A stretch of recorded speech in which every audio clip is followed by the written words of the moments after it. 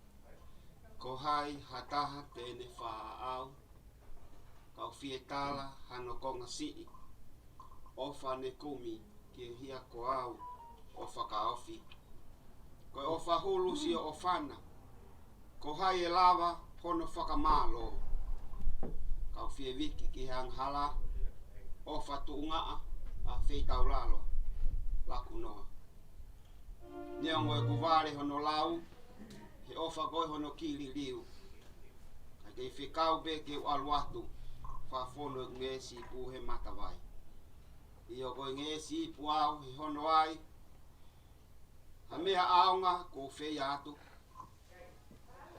e te rerei ko toa pe ko fuaki o tala i pe ke te hau moha ko utuangi ta hiva mo he ves ko ni e si su whakafonu o whau o taki ki he mata vai mo ui.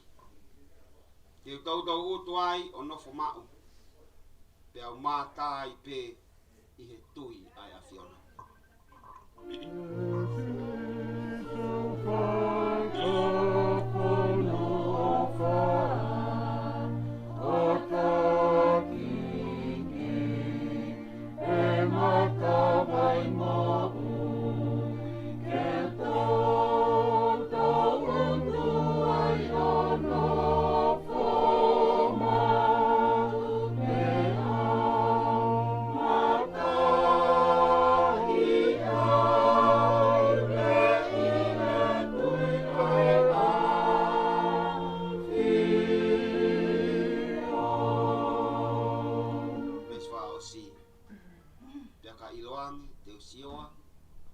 Si su tonu o fe mataki te toki ilo kano ai loloa loloto mau kupu i vilahi he o whahulu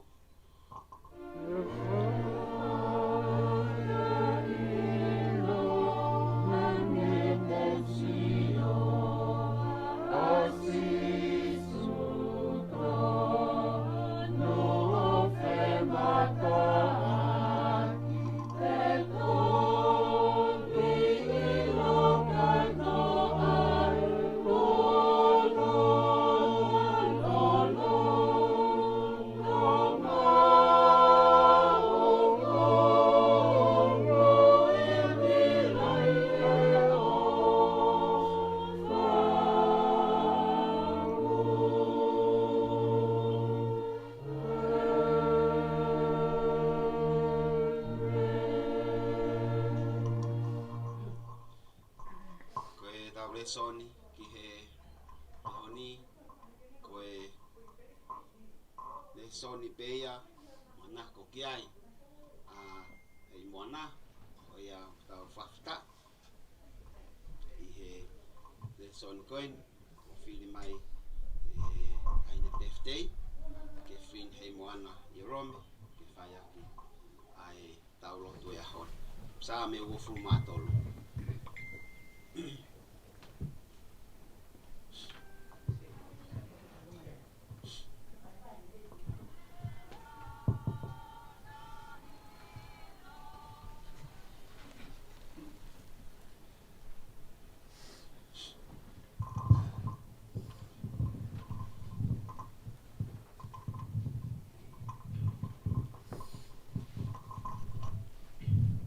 Lord is my shepherd.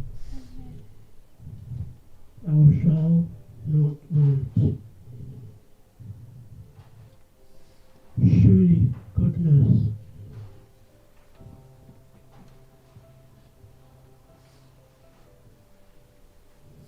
the Lord is my shepherd. I shall not want.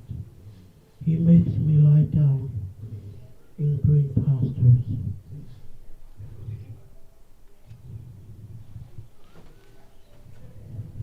He leads me beside the waters. He restores my soul. Surely goodness and mercy shall follow me all the days of my life, forever. Amen. Psalm 23.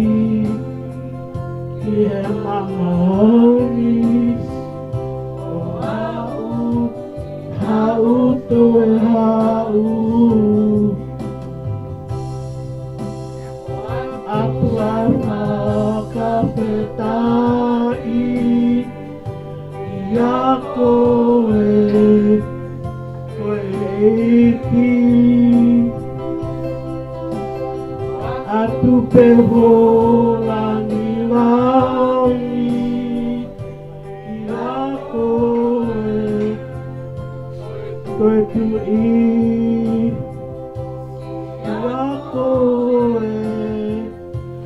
Iakoe e kisisu Toi tu i he mamani o hau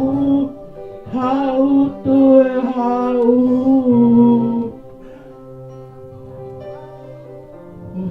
o hau toe hau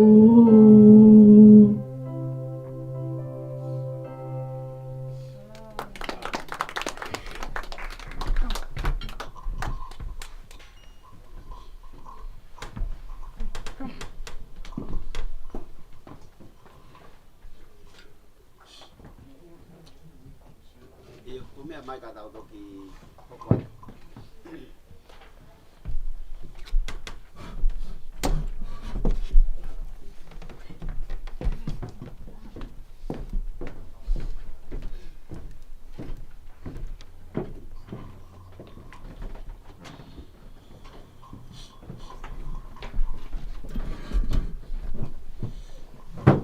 Fatap ki oto mafi. Fatap ki hoiki. Tangalo ama manapur.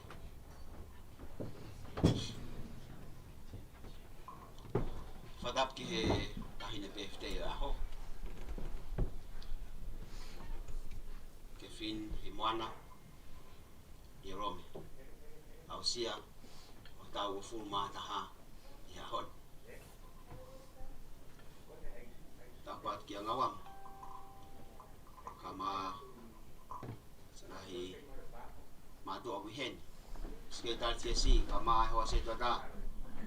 Magmutol ko daw be si family kamang ikaw nga mea ulawa mai o tau kau fata ihe whakamoon ki tau hi o tua kufai mai ki kau nanga whakafofu kai sa mau ke whai beha ki toko no we mawhana be ihe aho koini mon be koe aho na e kotofa be he tangata ka ko om hi o tua ko ia ke tau haka mo whakawhiwhia wange ko ia ni es kotofa he hon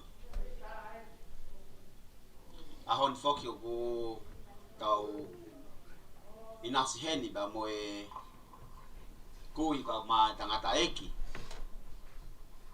ai si pai avea na toki hoko foki mono ta wong walungo fu ma fa on ya te mana tua fu mo kui ne ngo ko ne fonongat ya sia mo hono aho birthday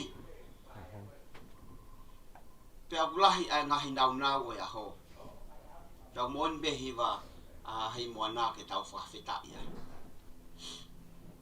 sa me nai tala noa ki ai, nai lau e Heimoana o ku tau whawhanongo pe ki hono lau kau kehe pe tau whanongo ki hei ahoni mo e tau sio ki a Heimoana pia koe moone kono tau hi beha si hova hei kai ke masiva talo be me na whanau ia ki he maman koen whai mai au mai ki he ahon whawhitai e Heimoana ko ke tala loto mai nai kai te ke masiva koe ha mea e taha matea koe ao no uhinga he ko si hova aho tauhi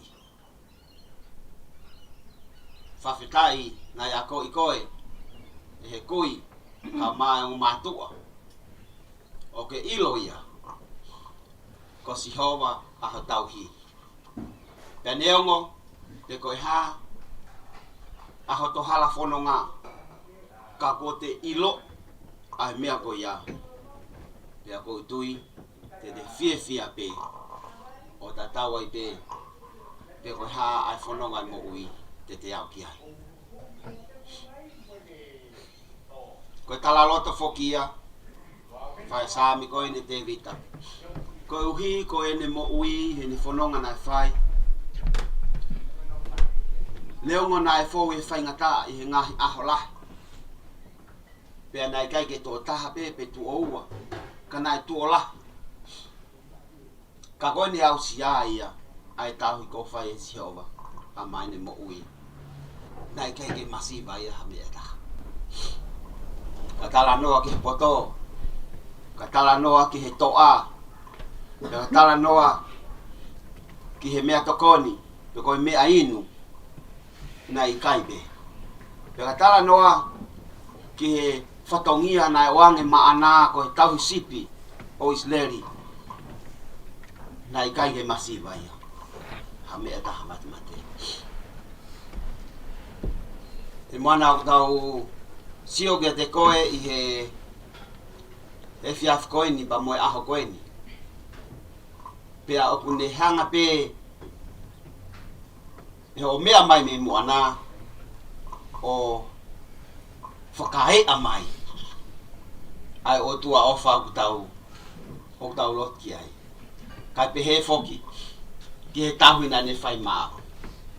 O si mahino be na gai ke whai ngofua. Kau mau fia i he ahoni. Mau tolu toko si e ni ku mau lava mai.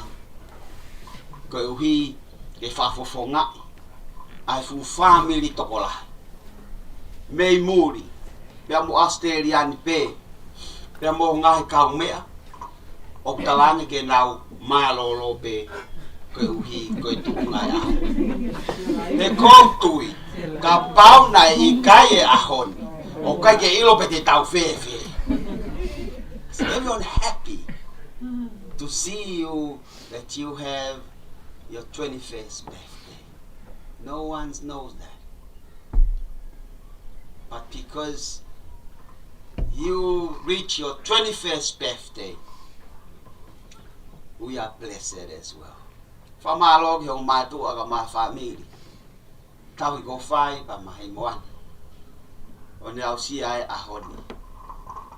Kai ke lawa I au lawa e whaingata a. He all the siblings and all those who couldn't be here. But you have part, you play a part in Heimoana's life. You like to thank you for all of that. As Heimoana comes in, and as I reflect on her life, the word that comes to me is purity. Pure. Ma. Mea ko toa pe ku ne rea aki koe hau ia monoloto o ku ma. Tau ataina ba ku fia. Ka fia Heimoana tau ilo ko toa pe ne fia. And if Heimoana is not happy, we will all know. But that's a purity that I'm talking about. Some of us that are here, Heimoana doesn't get that. And we to learn from you. As we see you, at times we tend to pretend that we are happy, but we are not. At times we pretend that we are sad, but we are not. We don't tell our true self. But you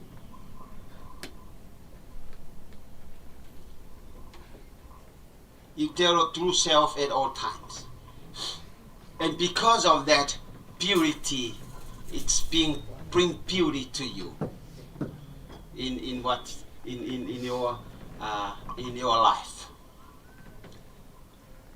So how I would hope that we all learn that from you today.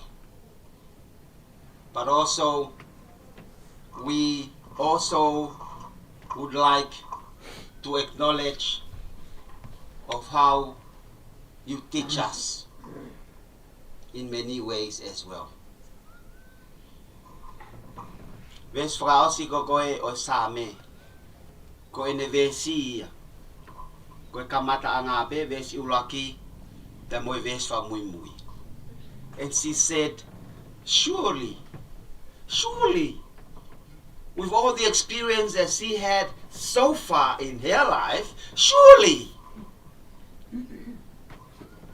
the Lord, goodness and mercy will follow you.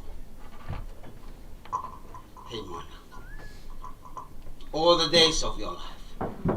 Yes. And the promise is not only all the days of your life here, but also in the house of the Lord. The Lord, the one who look after you, dwells and look after you all the days of your lives. Not only here, but also forever in your life. There's a house prepared for you and for all of us. And we are so glad, Heimoana, that you remind us of that too. So, with that purity, with that honesty, I'm pretty sure God will take you to that house as well. So it is our prayer that you will be there. For that is why we are here. We are here not to stay here, but we are here to go to where our Father in heaven has prepared for us. So surely God will be with you all the days of your life. And that is our prayer as well. Paftai fogi, koe antaigi, pai avea, ausia, ai futau lologoin, pea butui, koe hoko, o ene ke mo'ui, koe ofai o tua, pai a pea hoko ia koe whakakoloa, ko tui koe heni, Heimoana, i he ahoni, kau mo koe i he toko ni ke ne mo'ui. Pea hoko, ho kei mo'ui, koe whakakoloa ia ke lot whareni, ka maafo ke siasi. Tara mono wat kia te koe, koe uhi koe hoko atu, ai tau whanonga. Tau pokalama,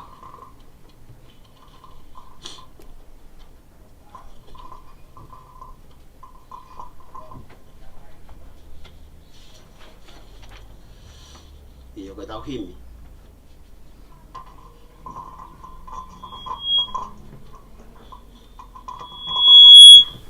Sorry.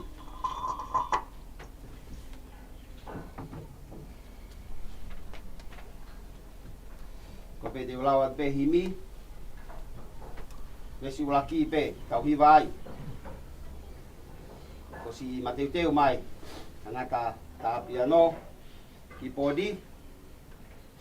Te ulawa te peto e ngā te osko ia te whaida lotu. Pange au fitunga fulu maa whaa. O kutau hia si hawa. O iau he ofa. E ikai te utue noa. O iau he ofa. Tene kumi hoku hala po upo e whainga taa. Te tewa e kei nanga anga. O iau he ofa. Bye.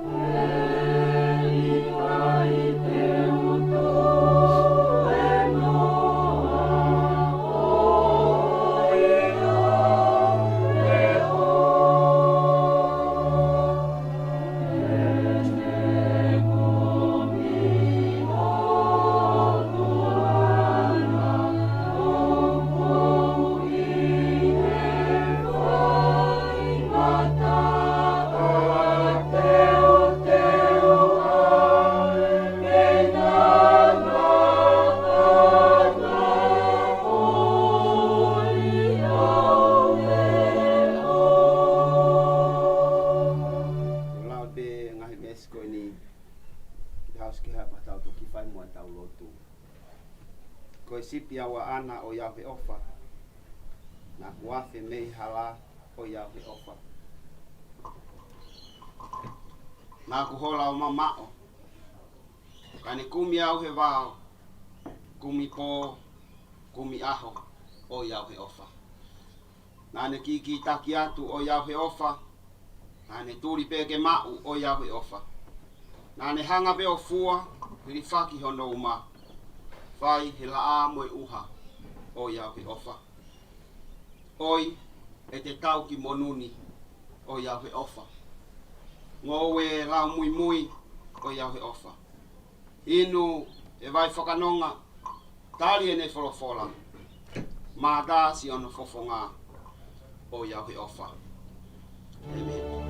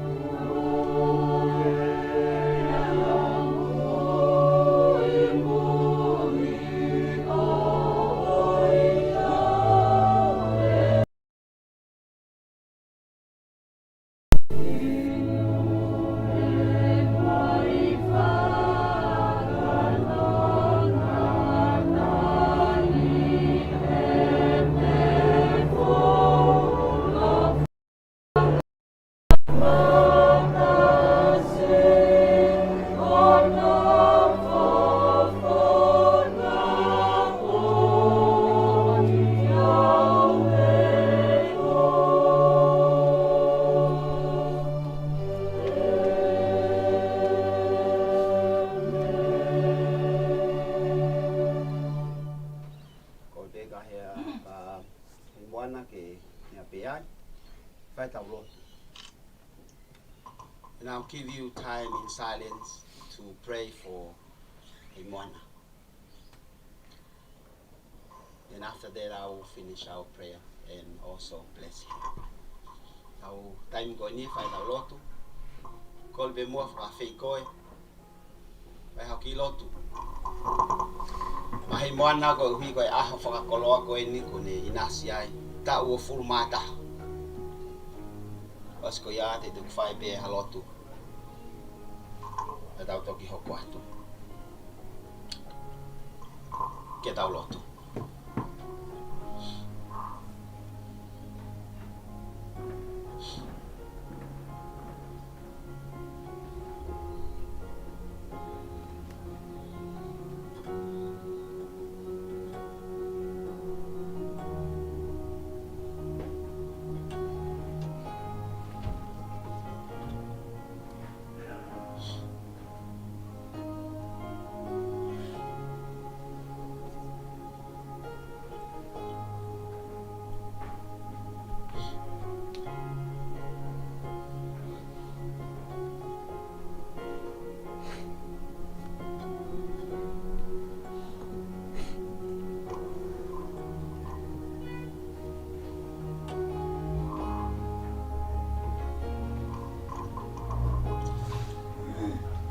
Tua kokoe ho mau no foanga I tau tangata te mo tau tangata tal me mo ala I konga ko mau tua pe ai afiona ko tua koe o ke tokanga mai ke te mau tolu io he kokoe o kumei ai ofa kokoe o kumei ai mooni kokoe o kumei ai mooni ai moui hange koia ko ausia ke fin Heimoana Ierome e fiaf koi tau mani u te lawa I hataha o fuaki ai mo ui ka koe afiona toko tahabe o hanga atu I he fiaf koi ni e mau ilo whakapau Ko koe be aho mau otua. Aho mau tauhi. O uhinga e mau au sia. Ai mo me niti whakawhiawhia koe. Whawhetai atu koe uhi. Koe mo i a kaunanga koe ni. Talu mehe Tui tui e manawa. Tano e same. Ko koe na ke iai. Aho. Whanau iai a ke maman koe ni. Nā ke iai. Whawhetai atu koe uhi. Koe iong matu. Whawhetai atu koe uhi. Koe whangatonga ne ka maa. Matoko ua. Whawhetai atu. Koe kui. Ka maa family ko toa ve. Nā nau kau i hono lalanga e mo ui. Aki kaunanga koe ni. O tu au mau whawhetai atu ke he awhiona. Moni be tala loto kone whahe a honi. He na kai ke whai ngofua. Ai aho na whai ngata. Ka ko hui ko tau hi. Lave monu i ai.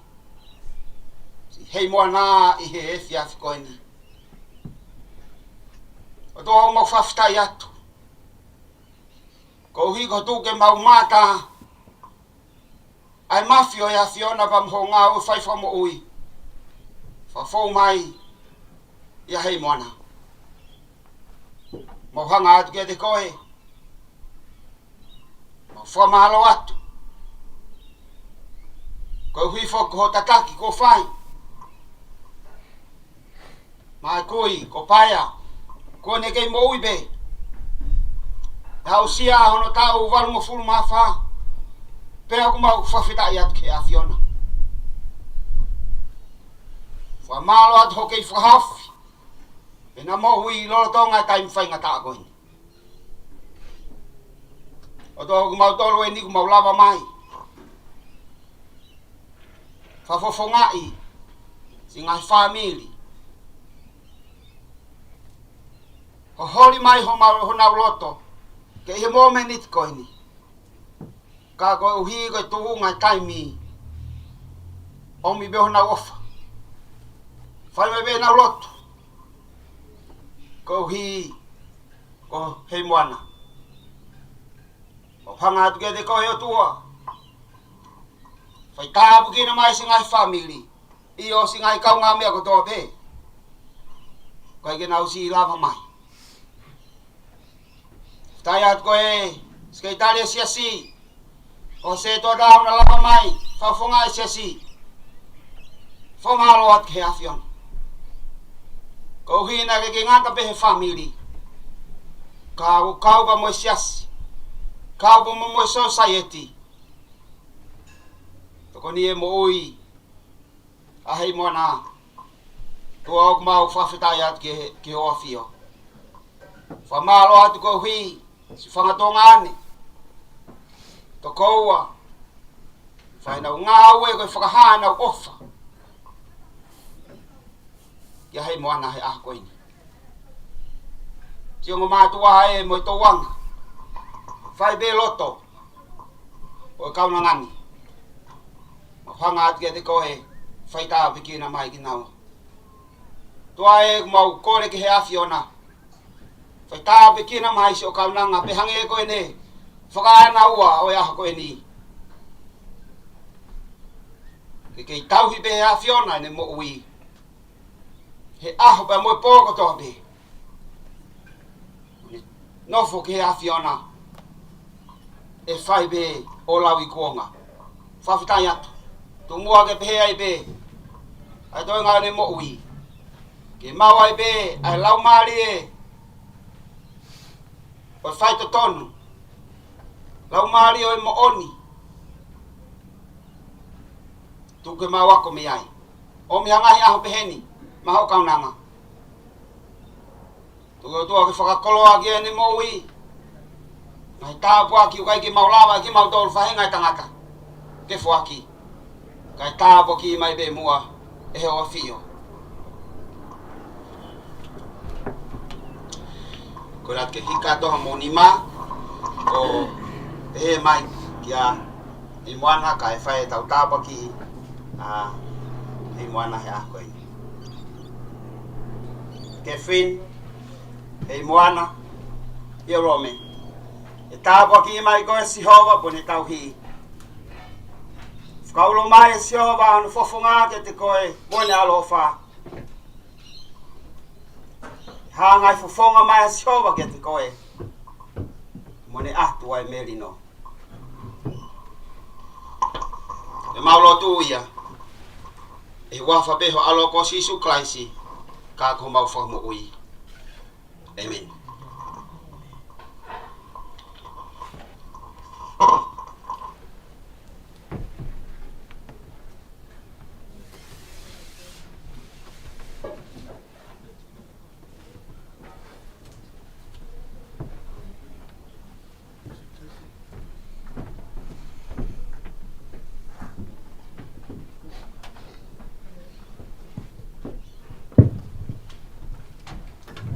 Thank you, Reverend Mosese, for the beautiful blessing and reflection upon our Princess Heimoana's life. Now we're moving on to our family dedications and presentation of different gifts from around the globe today for our Heimoana.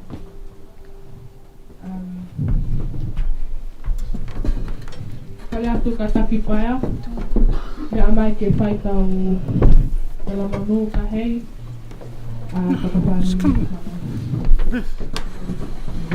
Sit here.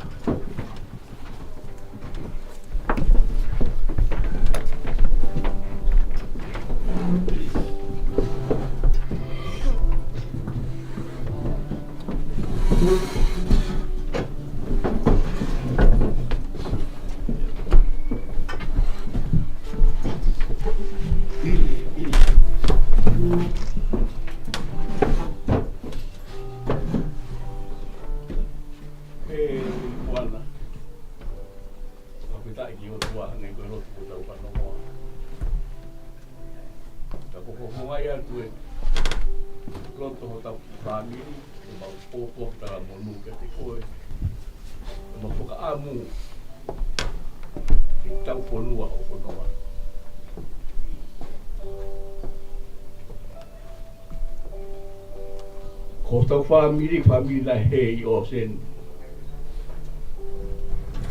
Kanenga nau hei o sen ina nau tau konua ko tote. Ka ko whakaamu mo tā monu mo whai atu.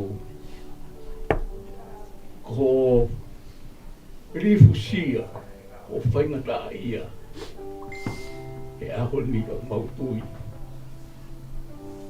Te ke tau whanua. E whakaau koe. He ipi, koe lau maari o maa ui. Koe e mapopok tāra monu kati koe, o kuata wanga. Ke mau hangahi aho, whonu ke keresi. Ka moha monu ia, kia te koe o tua mau ai te, tua o whaai. Alo.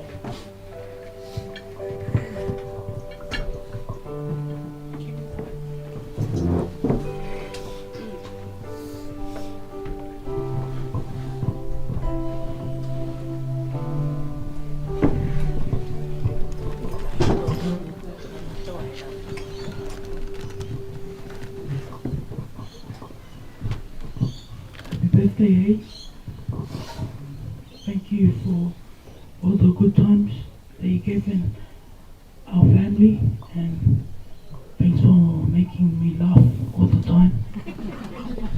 And I pray that God protects you throughout your journey, and that's all. Thank you.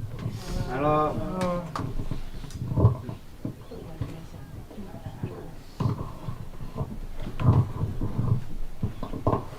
Happy birthday, DJ Hay. Thank you for everything you've done for our family. Thank you for taking care of Paula too.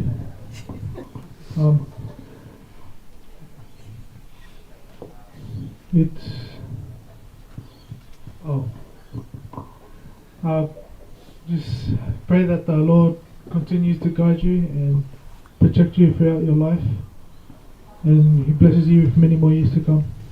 Latu. Hello.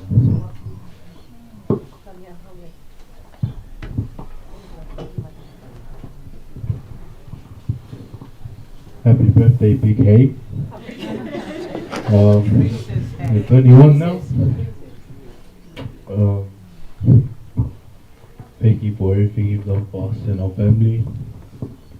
Thank God that we have someone like you with us. Thank you for all the good times and the bad times, and always eating at night.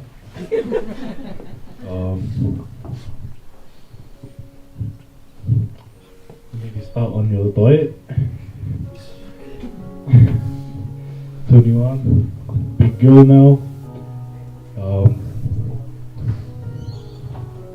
Appreciate everything you've done.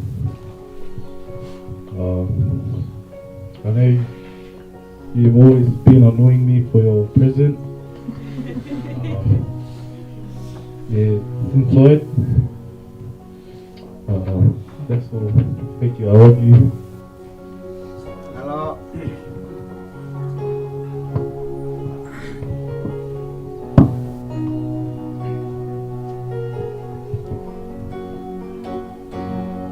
Akaikiho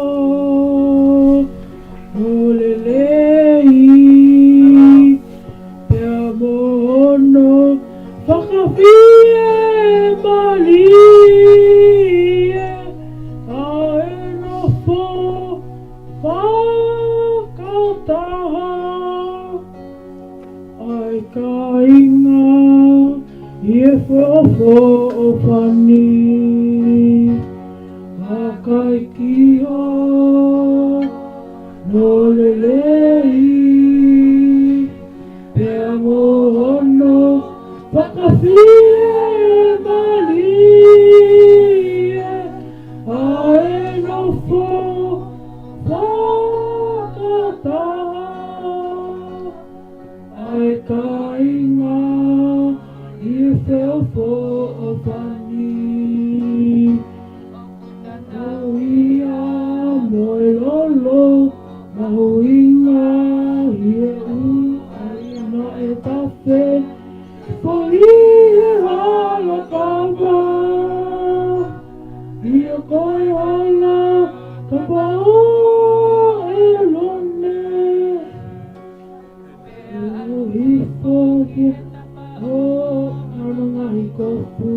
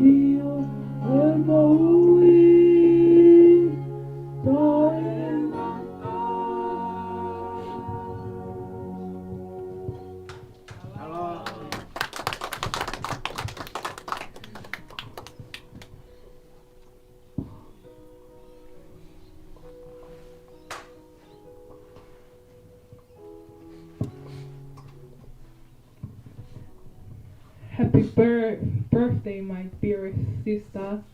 Catherine Heimoana. I'm so blessed and very thankful that upon all sisters, God blessed me with a sister like you.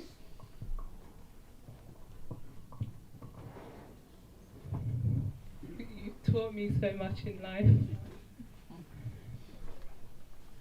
You've given me so much joy and happiness. And you teach me little things day in, day out. And I'm really thankful to God that you are my little sister. I pray that today was the day you've ever dreamt of. You finally made it. I hope you're happy, and I hope that you enjoy everything we've gone all out for you today. Upon all that, on behalf of all my other sisters out there, they cannot make it today, I would like to stand on behalf of you all and thank you for all your gifts, all your love towards our Heimoana, especially to our big sisters from New Zealand, Laulawe Otutaha and Alilia Ivea Williams. On behalf of Citi and Lave who cannot make it here today, they've sent a gift for you, hey? And I'm just going to read out the dedication and present you with the gift.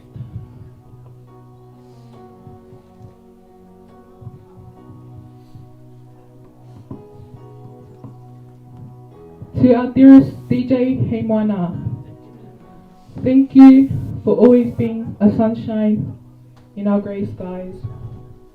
We are so gutted that we cannot make it there today to celebrate with you on your special day. But we are wishing that today is all you have ever dreamt of and that you are happy. Wishing you always a wonderful day filled with surprises and delights. Happy 21st birthday. Enjoy every moment. Love, Tupo Seniola, Soane Williams, and family. Uncle Apai Tupo, Nena Siosi Ana Fanua, and all families from New Zealand. Ofalahiatu and God bless. I'm going to gift you now with the present, Mano.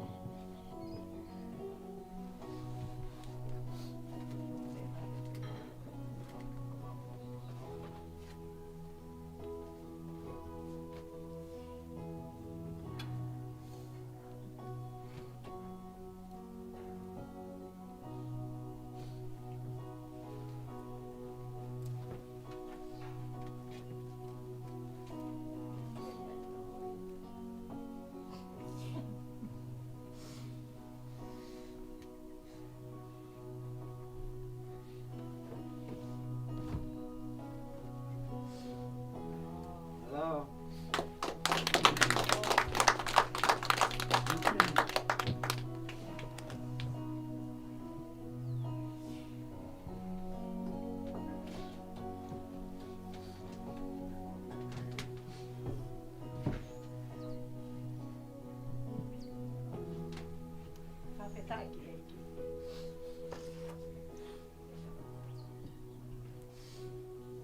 To my princess Heimoana. Nakatanga mai ki o te utangi. Ko he tatangi.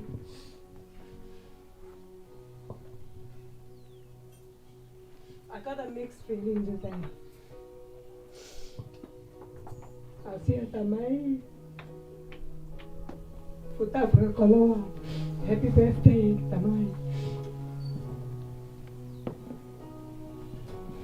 Tôi ta po ki ia mau ha o fe fine.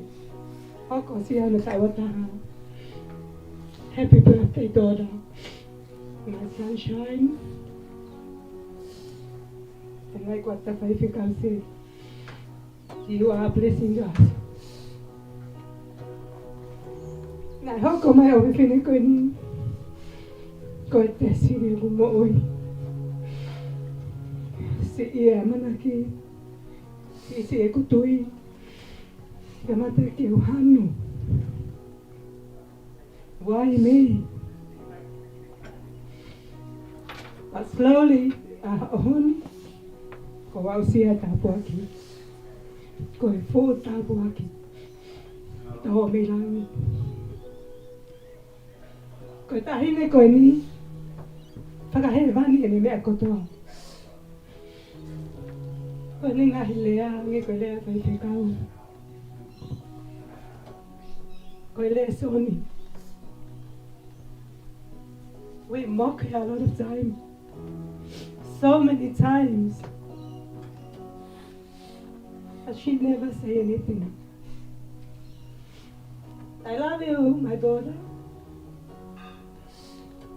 Even though you said, Mom, don't cry, I'm crying.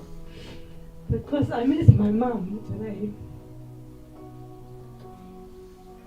She was 98% raising you up. How let it know how to take it away. Honey, she's not here to see you. And like what your sister Amy said, hope you're happy with what we have been put up for you.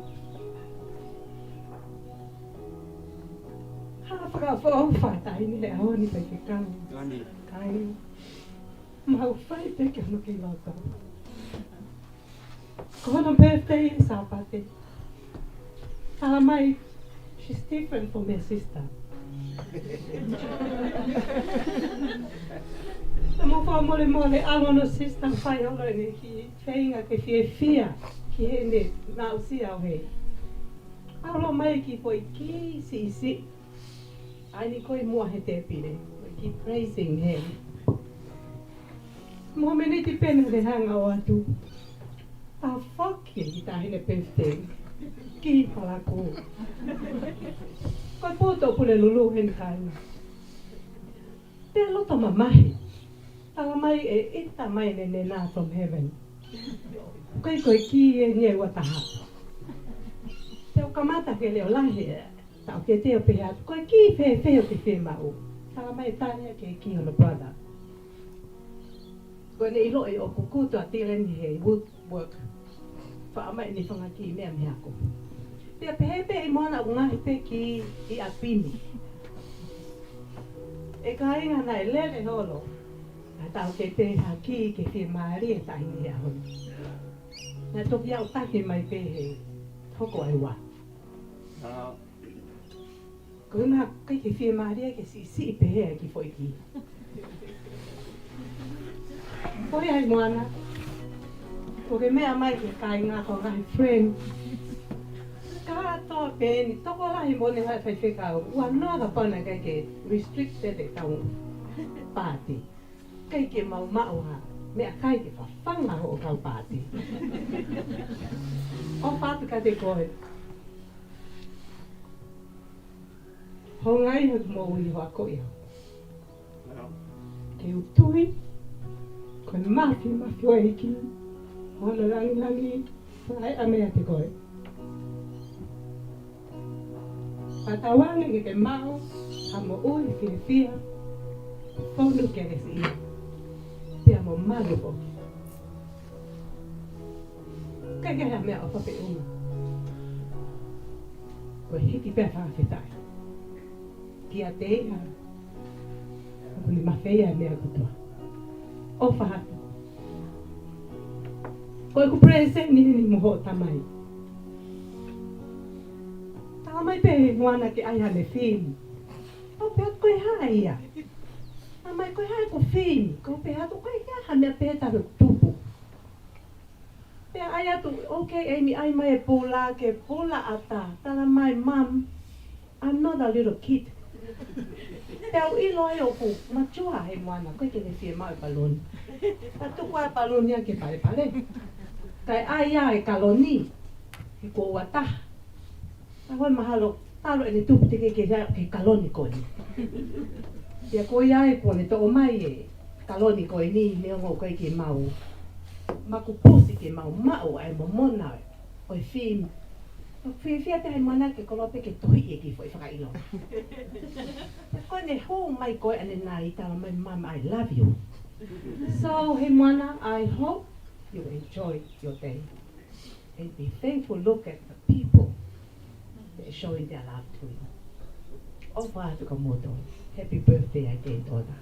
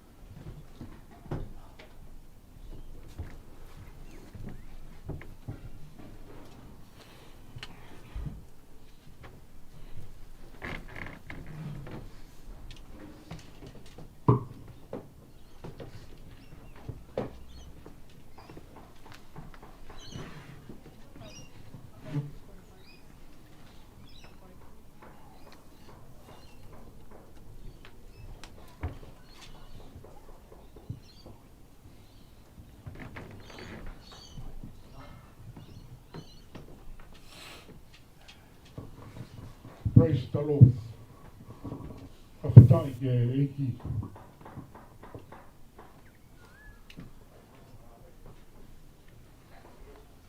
Today, happy birthday, sunshine, Heimoana Ierome. I'm sure you'll be very happy today. You see your big key today? Give me that smile. Smile? You're very happy you see the big one, huh?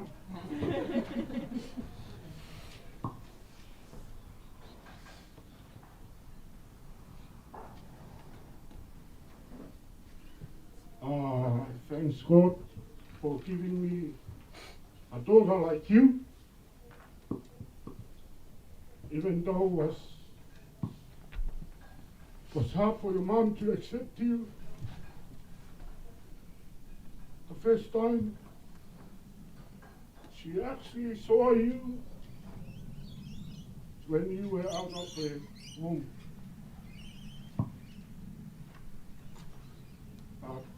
Today,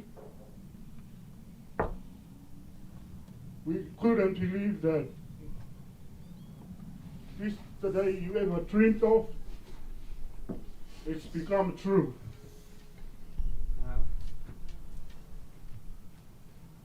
When you were born, your first your birthday, and then we wish for a second birthday. After the second birthday, we come up to your fifth one. And then we wish for you for another year to add on. You add on 10th birthday until you're 18. I remember we celebrate your 18. You already tell everyone you're going to celebrate your 21st birthday. I couldn't believe myself because I thought for no kay te tau ino. Ka koe alo whai atua. Pai mai o whiwhine koe. O lawa I te ne Okosia no tau wata. Heimoana,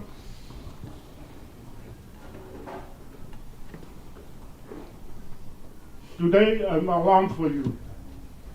Because every day you alarm me to wake up before I late to work.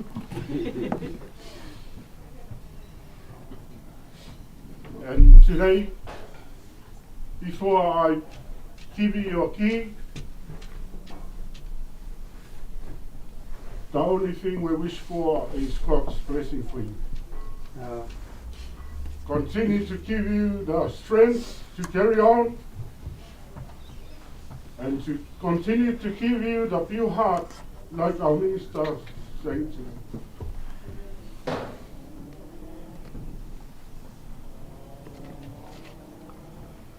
I tried to give you this key, but I don't want to give it to you. Because you already told me if I give your key today, you'll be gone. But lucky, the COVID-19,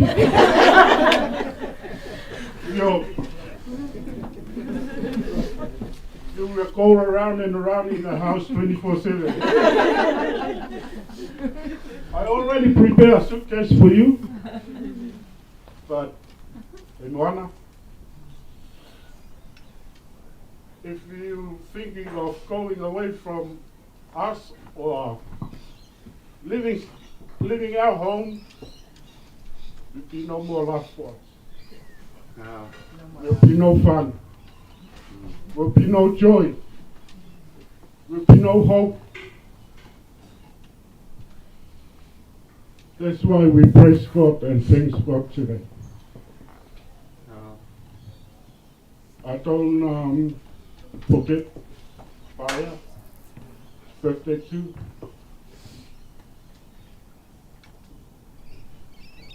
I thank God for bringing Paula into my life as a father-in-law.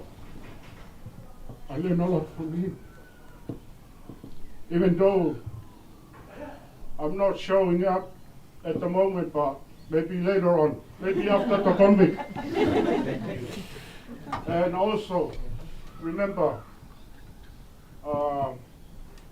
Nena Olivia, they play a big part for Heimoana's life. Celebration today, we all go with Heimoana's plan. We say, Penana's birthday is on the 29th. So she wants Paula and the grandma to celebrate together with her.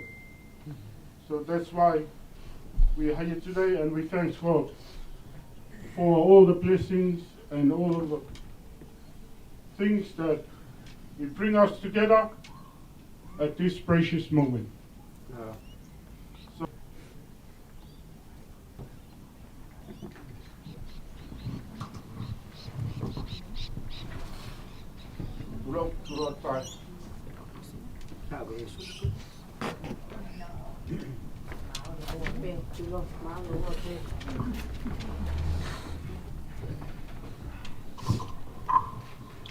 Gracious girl Heimoana Ierome,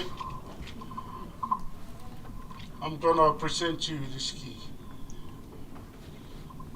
And this is the key of everyday life.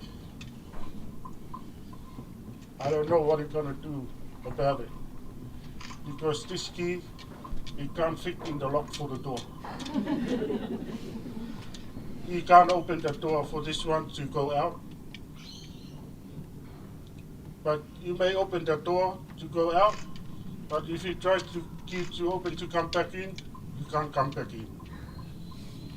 So, Heimoana, we got another key for you too. I think this one so colorful. You like it? The color is beautiful like you. And what's inside is more powerful for you, for your journey and for your life through. As your Bible reading today, you memorize the first verse and the second and the last verse. This will do that for you every day of your life. From now on until the COVID-19 is finished, and forevermore. So whenever you go, remember this one will be first for you. Can you hold this one?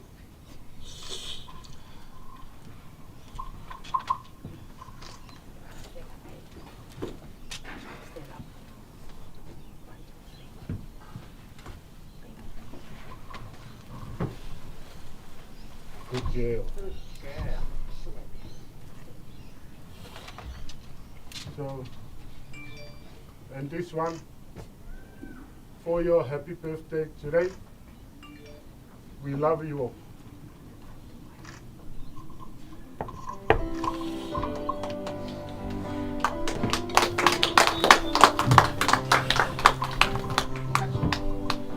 Surely goodness and mercy shall follow you all the days of your life.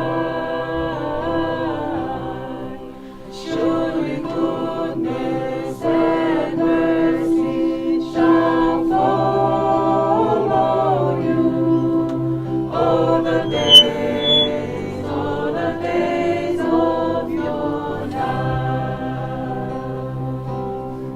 And you shall dwell in the house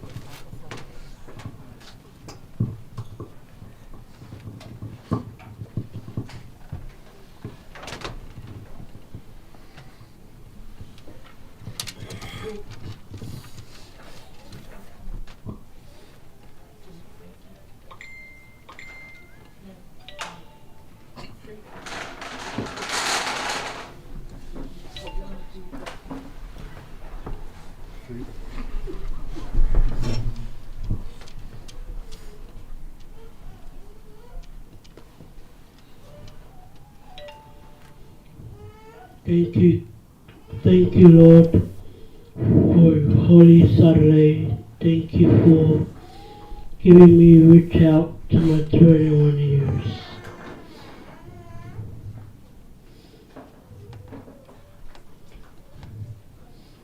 Thank you to my father, Solomona, and Mom Royce, to Heimoana. I hope you know that I am a big girl. Please, you don't need sorry. Thank you, Mom and Dad, for looking after me for 21 years. Thank you for my key of freedom. And sorry, but I am going to keep my key until the border opens, so I can go back to my hometown country. I love you both so much for your 40 birthday.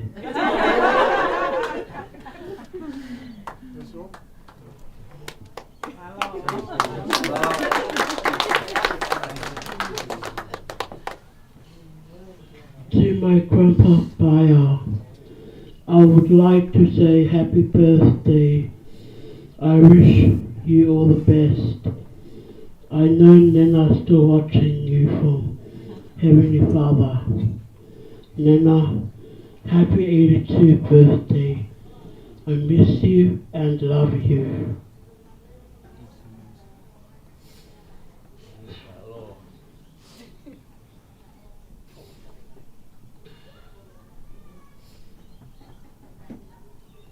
Thank you very much, Reverend Moses Delpha. Thanks for coming with your wife, Saini. Thank you for your prayers.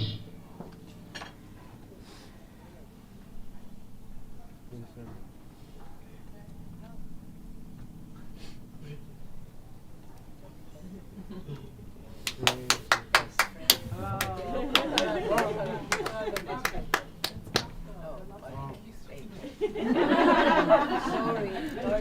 Okay. Say. Until next time. Yeah. What's next? My freedom song.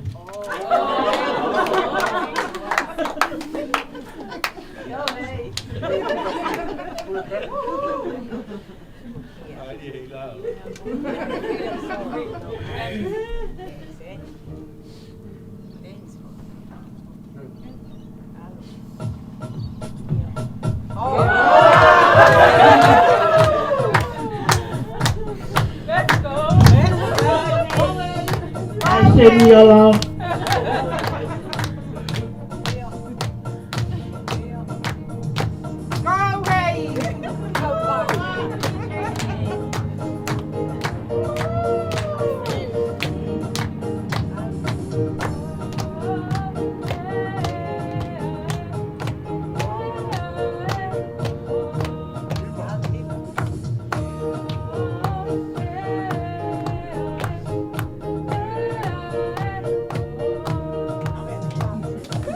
I am free, I am free, I got my freedom, praise the Lord. I am free, I am free, I got my freedom, praise the Lord.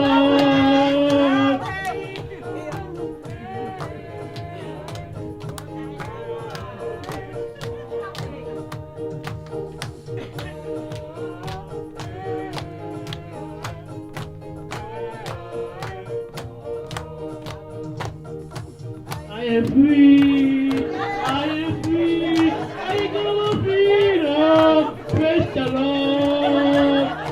I am free, I am free, I got my freedom, praise the Lord.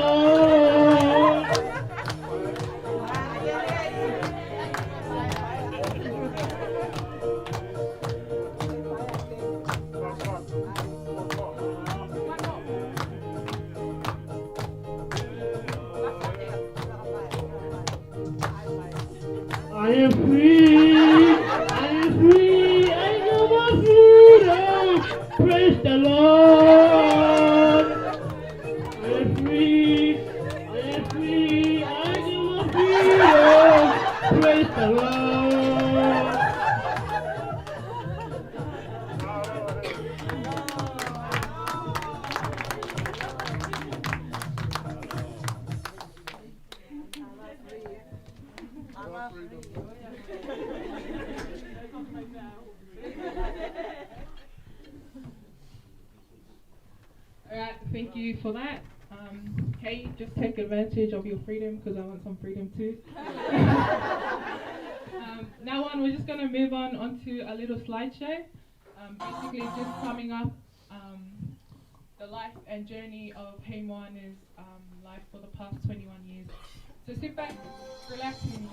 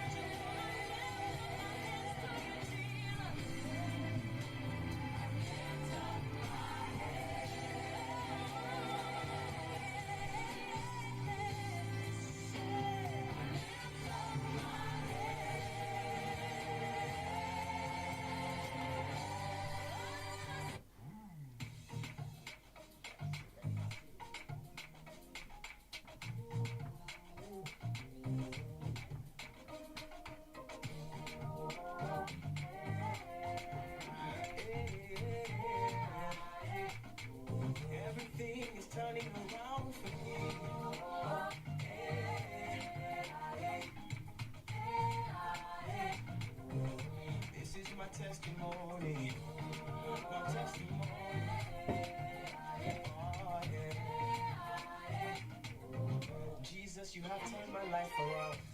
I'm a living testimony. I'm so blinded by your grace.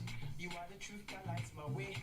Everyone's asking how I'm smiling, waiting to make me smile. Lord, you've given me my freedom, so I will sing and testify. So in the name of Jesus, I'm free. Oh yeah, yeah. I'm free. I found my freedom. Praise the Lord. Praise the Lord. So in the name of Jesus, in the name of Jesus, I'm free. I found my freedom. Jehovah, you have broken every chain, and you gave me a new name. With the way you changed my story, I just really can't explain. how I made it. I'll just point and say it's you. Cause I'm standing here today. Cause I've been delivered by the truth. Also in the name of Jesus. Oh, yeah. I am free. Praise the Lord. It is a wonderful something. I'm just saying thank you. I'm free. I've got my freedom. Praise the Lord.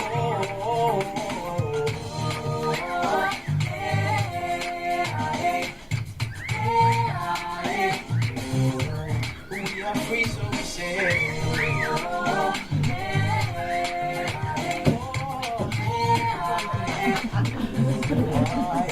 are claiming freedom to testify, overcome, claim your freedom, testify. We are singing a new song, claim your freedom, testify, claim your freedom, testify. Oh, in the name of Jesus, oh Lord, God, praise the Lord, and I will sing of your goodness, and I will sing of your mercy.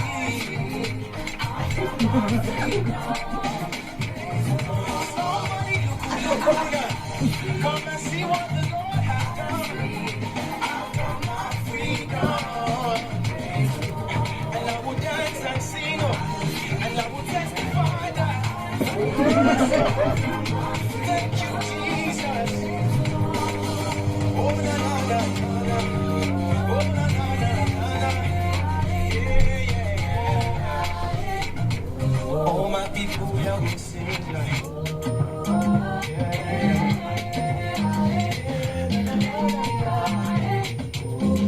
This is my testimony. It's my testimony. Yeah, I've got my freedom. Praise the Lord. Come on, boy, I'll sing it. Clap your hands and dance it.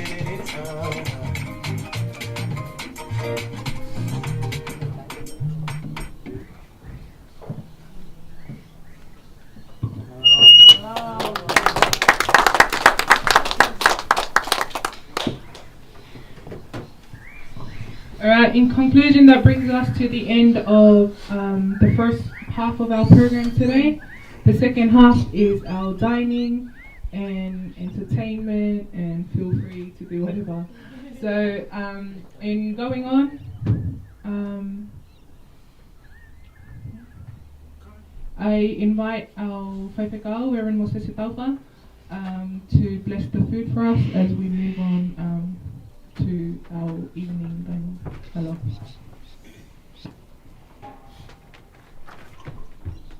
Te tau Latu. Tō mau hanga atu hea Fiona. Tō fia lah, pia moi whawhita. Ko hui koe koloa ku hanga o whakakoloa ki mautoro. I aho maho inga koini. Ko ki whawhanga ho maulau maari e. Mau fia. Ko hui be ko mau mata. Heimoana. Kau maa ai tauhi ai Fiona ko whai maana. Tō whawhitai atu. O hanga whakafono aki mautoro ho lau maari e maa ni. Whakafo mai a teia. Mai ne ki mo ui kau maa. Katoanga. O ia hakoini. E tānei nei. Ke oki, aia ko tō pēo ku hua ke whai halotu ke a Fiona. Ke whai lau maari e mo mooni. Koe mooni ko ia, umau fia ai. Koe mooni ko ia ku pa umai ka te ki mautoro. Aho lau maari e maani oni. Ko mau whawhitai atu ke a Fiona. Mau hanga atu te koe ko uhi koe konga hano ua. O ngā wai a honi. O loto atu ke a Fiona whaita apu kina mai. Mea tokoni. O kumau hanga atu ki ai. Tuku o tua ka tau ai. ai mea tokoni o tahine peftei ahoni si Heimoana Ierome mau inasi ai tuke hoko kotoa be ia ke mawaha mawiwi ke whai ak hofina ngaro ke lang lang ia ai toi ngā oe fiohi oe fiaf koini mau te kaki peke he afiona Yes, Jesus Christ ko mau whamo oi. Amen. Thank you, Reverend Moses Adolfa. Now, upon dinner being served, we're going to sing a few songs. Then we'll have our opening speech by our grandfather here, Mr. Ilame Payavea, and we'll move on from there.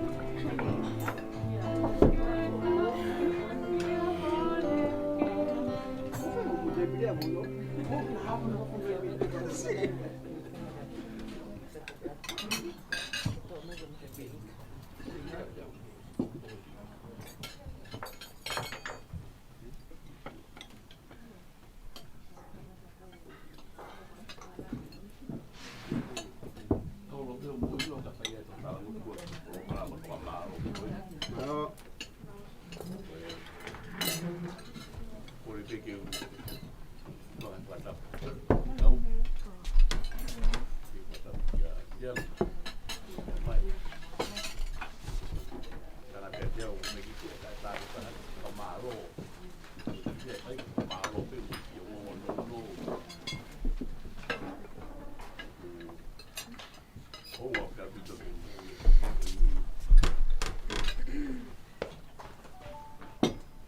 Mo me amai ka.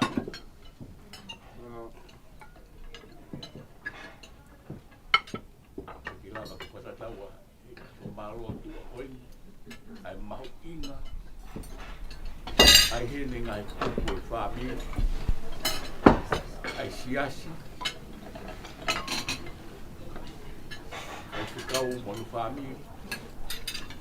Si ngai kau ngā mea. Whakawhiwhia au ki tō ki. Tōko tūra vai au ki watau. Tō malo ka tau. Ki whakawhiunga koe o moe. Mo ahi a ki loko whane masino. Ki kaunanga tai i loa koe. Ka whakawhita i lahi o lau maari. I loa mua ahi. Mo moe a mai. Ai whua o wha. Ko ki o ngongo. Whakawhua te kai te au. I o na whanau i kaunanga koe ni. Taha ko mai ki ene hati moa. Ne hao hanga tonu peki heke. Aho mau whamiri. Whamiri. Mori peke rea te ngau ea ki. Ngau peke mahino ko kua peka lolo. Hao peke mahino ko mau whamiri ko whamiri. Tau ke i mea koe kakau i tahi. Ia ake haki peho koto e te koe. Te koe kakau koe lai whai tahi. Kono whaere mo ni koe he. Tahi. Ake haki peho kura tō. Ki whai ngoe tahi ni koe. He moana.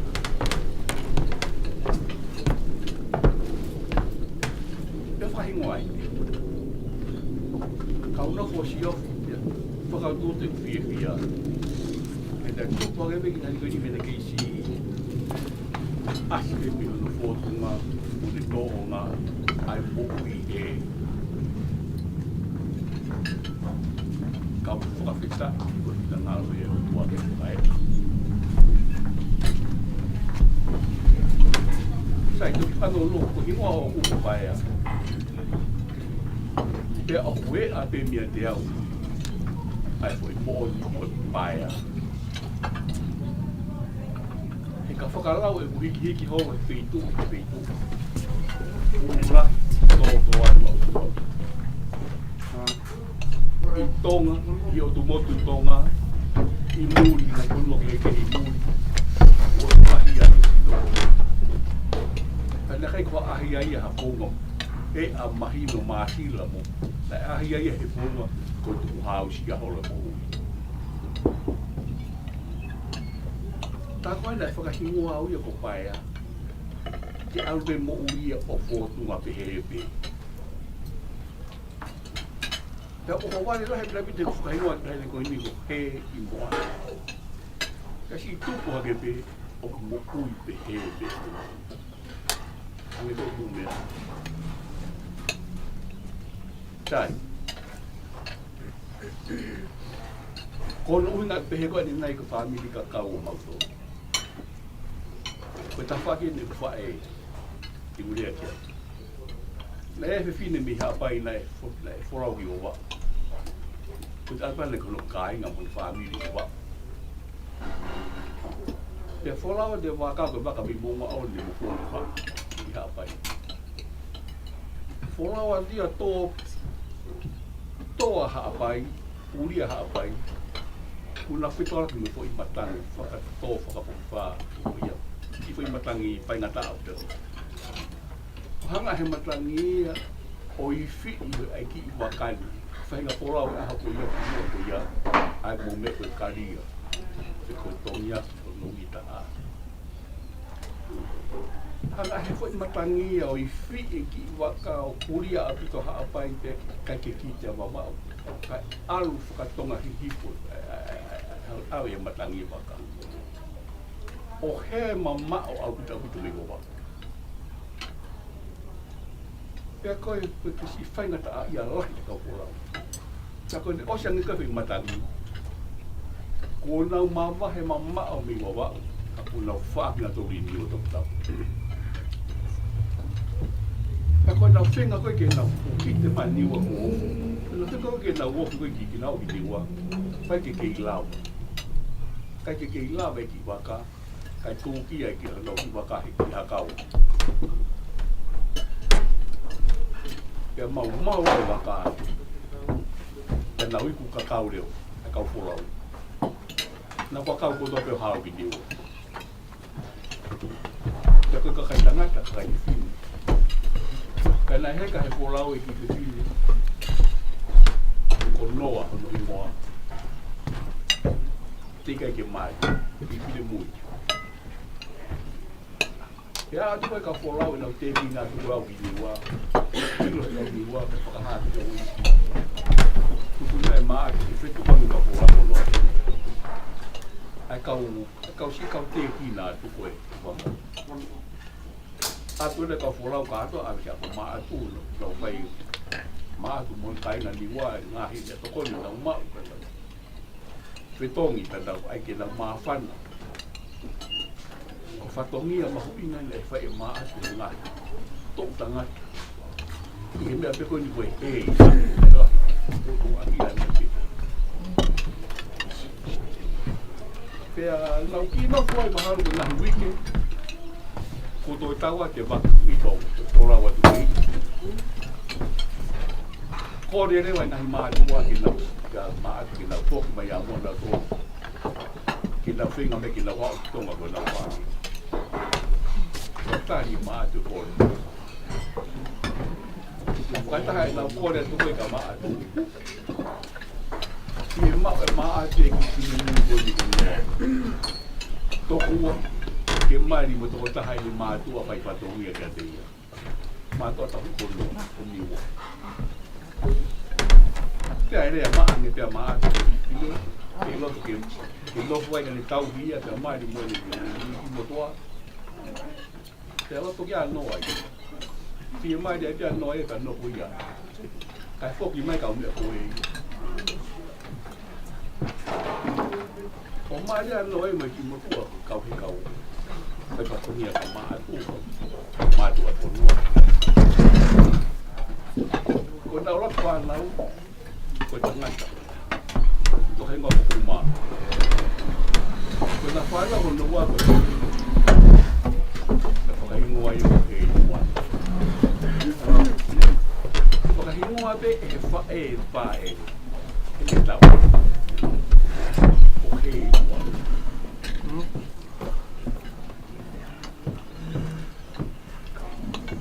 E whae pe no fo. Ka hei moana o tipini. Te tere mai a hei moana. O ia e ni whanau. Ka koe whanau a hei moana. Koe whae a ako. Koe te whahia e whae. Kakau e whae. Tau, ti uria ke kakau ka mai. Pamide ka mai. Hawaru ni maa ku whai whakahei lo tū tonga. Awe ka whakahei ki whisi. Na eo mai e toko kuano mei tonga. Toko taha haiwa mi hapai. Ka ko wa o i ko punu tara ko fu ka upara. Na kai ka hata hai o wa o e whakahei. Na nau tara ko fu a na. Ko toko taha haiwa ko i hapai na ka hoi e kuku. Kei tara hong tika ke mai. Hau pe waka au ta kina tō a kisi. Nge rongo me ai. Kai ai kakai na whiri speka mo tau wha hau mo tui ruaki. Ke whakai ha waka koe kau sela, koe kau polisi ke toka ngai. Pe au i kakai na whakahe koe kau pōpura. Koe nai kau kukui e kau pōpura.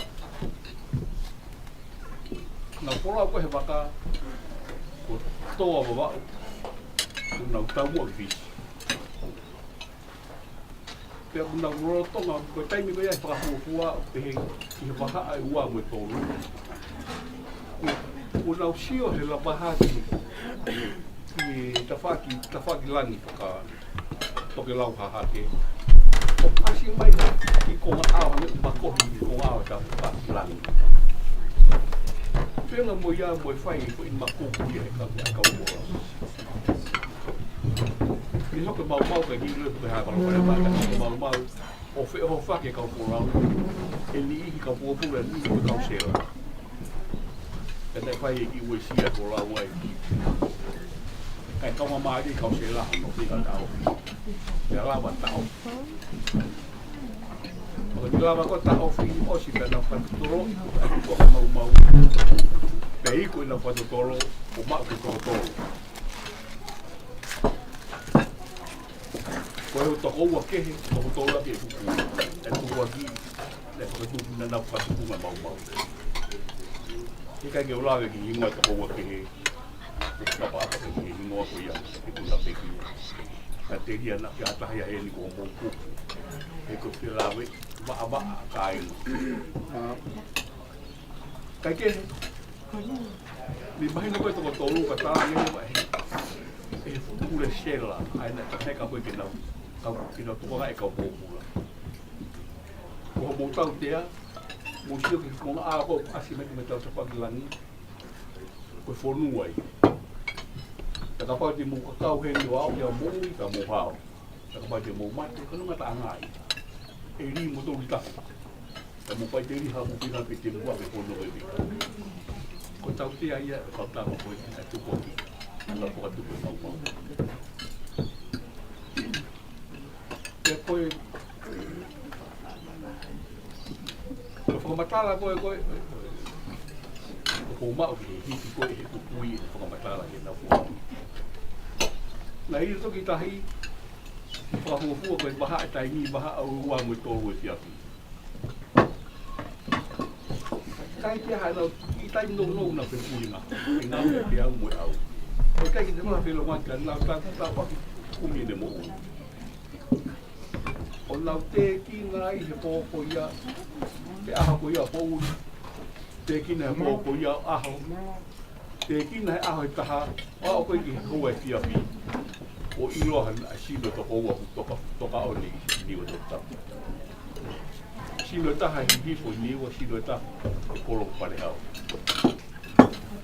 Hao e kau niwa taha mai ki he hoi ki.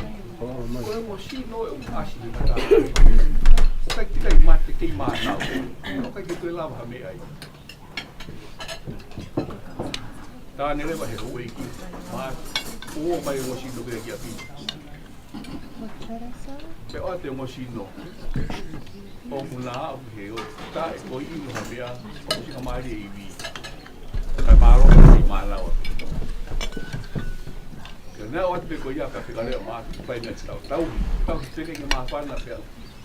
Wa bi kai ki pe kai mo tau ki la mo ma ro kai ka ta u me ko ya la kana no fa te pe ngai a po ki la o ka ta pe ki na no ko to ko ni ka ma le o si fo wa si na ki ta wa te por mi to ki fo ka ai ba ko le mo tu ta mai ta ha ka ma ki ko kai mo to tai ki Maria ma atu po. Ka koe moto koe pupui te kai poke mai. O no koe pe iai. Nā toki aru ki niwa ke toki sio I niwa te hahiwa ki niwa. E whalu ki niwa. Nā whaere iau I niwa. Ka neka ki ui me I niwa. Te nak mawahe ke I pare ware me niwa o ke takai holo I tō. Hau ki tonga tapu aru ki hao pai. Kai no ti mo wa baka takai gol ki ko ya no ta hai wa hi wa ni wa kune tau sio ha mo wa pi mo fa mi kune na tsu ko ai ke ko foi sai nga tau pai nga ta ko ia ni no foi so mo wa hai mi ni wa ta ko te ki na tu ko haki niwa. O sino ila ilo hiku. Sino tamata ila ilo pare au mai lua. E foki mai tanu ko diko. E foka te me patongia e kukui kia. Hui. Sa mahala ne futo lunga ne fai patongia ko kukui. Pa mole kaule a pere a goni te ma a pere ni ma a pere ni ma foka takani. Le ofa ale vai ho iki o fine o ma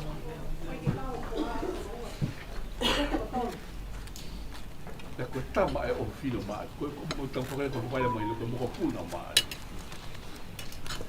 o le wange ke mari mo ko pui le ofa ele nga we au fo to ma halo ko sai ai pe mai e ku pui mo ko puna ma pe ko na whanau o kuiai e ki tama. Uinai la whakahingo ai ki tahi hei moana. Na hei moana o kui whewhine pae. Pe toi hei moana e kui tangata. Sa whakawhetai na nai ku mo ui katoa. O nai ku mo ui loa i niu. O kumaponga liwa. Tainga.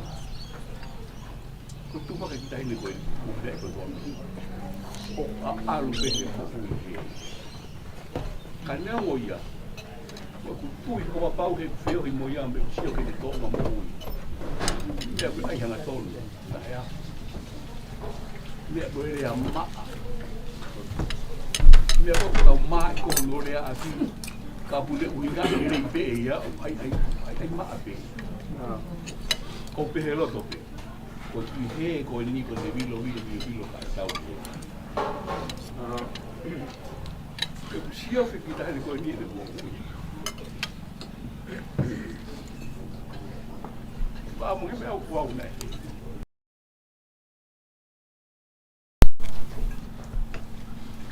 Kai ta ya ai hanga ton pe ko ire ai. Da kalo to le ki hata. Ai ma ape mai no. Ai ku fu. Ko fica o rock e ko e. Tange ka te ku fi to. Ko he moana. No takai te kai tau ponua. E ku uta. Pia e mo ui. E ko ta o ke pe o ke te. Si ka una na koe. Pakao si kulapi ki kungo. Wal pia ka pe ba i mo na ke. Pa. Ulo ki sa pa te pe ko tau. Ma loro ko ni ko tu ko ni COVID-19. Pe me te ha sa pa te. Pa. Fia ka tau lo. Ko na. Ai ko i na mia. Fia o ya. Paula lo tu kata ya utamai. Okay. O me au fe no ka dai ko. Kai lo ya. O kata pe ka pa mai ki ka ya. Wow, mai no ko so mai. Me lo que tenga fica me ve asi, lo tamai ya ko. Tenga fica ko ya ko para me mai nasi ko me mai na da ko. Tapi também com o cata mais. Apa buat nak cata mai kan nak cata hinga fia. Ko higo na sio na ko te malere.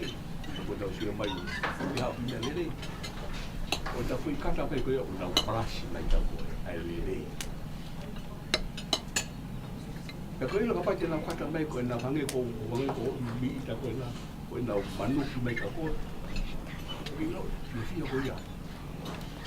Ke maina sia dia ikat parasi mai ka. Kaya ata ko satu kata mai ko tapi ke mahal ko ni manu ki mai ka ko. Fia ko ko parasi mai ko ta ko. Ka maina sia ke ta ko ke kata manu ki mai. Be ko ona ke loi kala. Iko te lohi aki hata. Ho mai nasi au tau puaki ke palasi koe tau puaki tau koe koe lohi kia.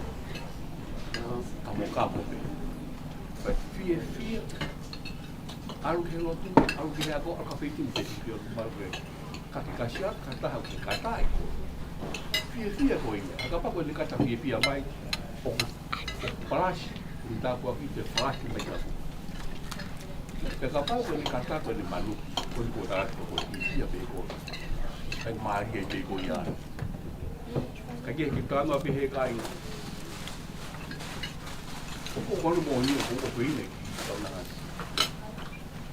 Ke hangi e koe ue ai e o te a e moana ino ki ata mai ka koe pūria he koe māsila māsila ia tu o ki kai toi a ai koe mōi ki tau pia koe mea o pia pia rahi ai koe ni ai pau mau pe hangi ka jau ke kini si pia ke lohi aki a ria e ta pe ki te lohi aki ta pinga mau te ria o kata wange pe pai ta pina he o tua ki ni moi pe ko kata wanga ku mo tolo mo me mai ta pula kau ta wanga ni o vai ke chamoa pai ta pina ku sa yen ko na tau ki pe ngam ka venga mo me mai o ofa o mo mai mo ofa o palas o ta po ia tik mo to rai ma oi pe tua oi ke ya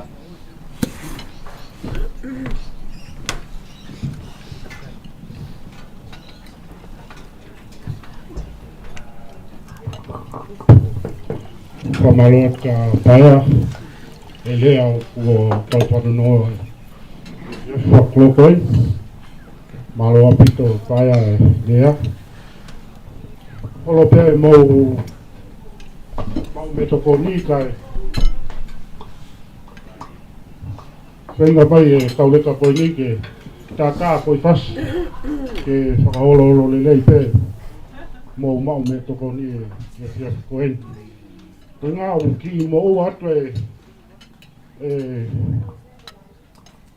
MC o e au koeni o malo kuna Latu mo e kaine PFTI o to e fulfia po stai o ke tau to e sio ki ai ko taine ko di ko e ange ko mo sio e teu ko e tamate ko me teu fia ma ko lo pe ke pling pe on Pea oia o te kia mau mea ke mau whenga te ke ai te koe mea kotoa pe ke ulo pea ange te koe ne mo uhi koe unofo aki e mau I loto whaleo mau uhi te koe is a sunshine to our poor family pea koe oua koe ni tuku ai lero whenga maalia ke whakahoko Aki o paktala manu mai ngai famili ni o toko walahi mai tempela o fine ka tai be ka ni hende alo ke ki tatali ke e to foki mai pe to ki fakao ko ni o ko be mai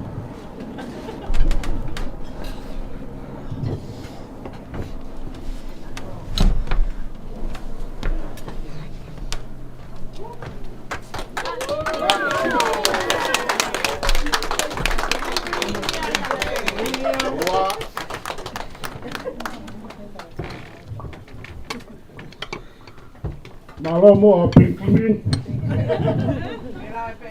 kia ye.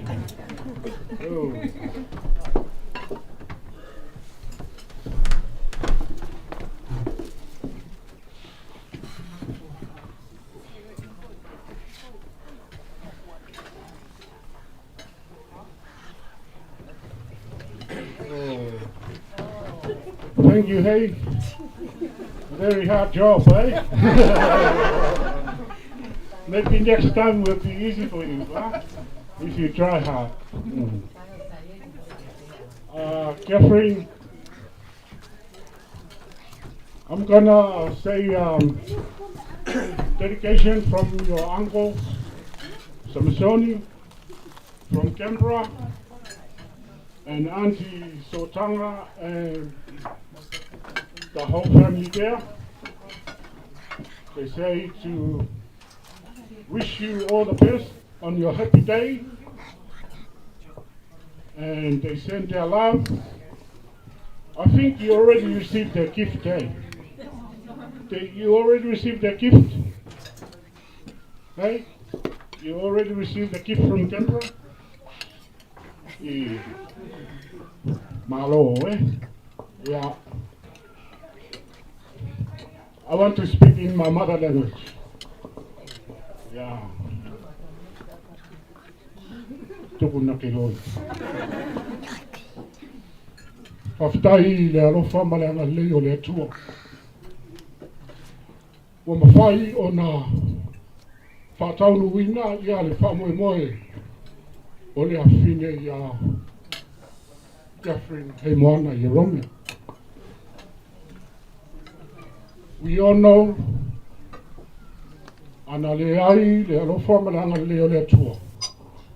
Ele mawhai o na auria e Catherine e ne lua sifuru matasi o tausanga. Tausanga tele. E ui lava o maua matua. Tausia o e Catherine. A o le atua. O le leo Moimoi i ate oe. Nā ne tausi i ate oe. Nā ne whanga i ate oe. Nā ne whamahalosi i ate oe. I lo o langa tupu ai.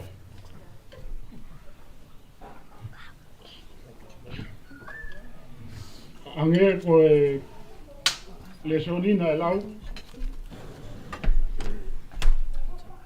Mercy of God our Father follow you every day. Ia muri atu le anga lei, ma le lofo le tua, ia tu oi, ia sau mo lovola. Maftai i le uso i Asmisoni, tuangane ia sau, whapea ia alofa anga whaptoa mai lo Kurenpa, me Samoa, ma Pusua, Heimoana Ierome, ma tuawhawhine, ma uso, o alofa tele mai a te oe. Grandpa in Samoa, and sisters and brothers and cousins and all the rest of the family send their precious love to you, Princess Heimoana, the sunshine of our heart, that you will continue to receive all the blessings from above, from our Heavenly Father. And they wish you all the best for today.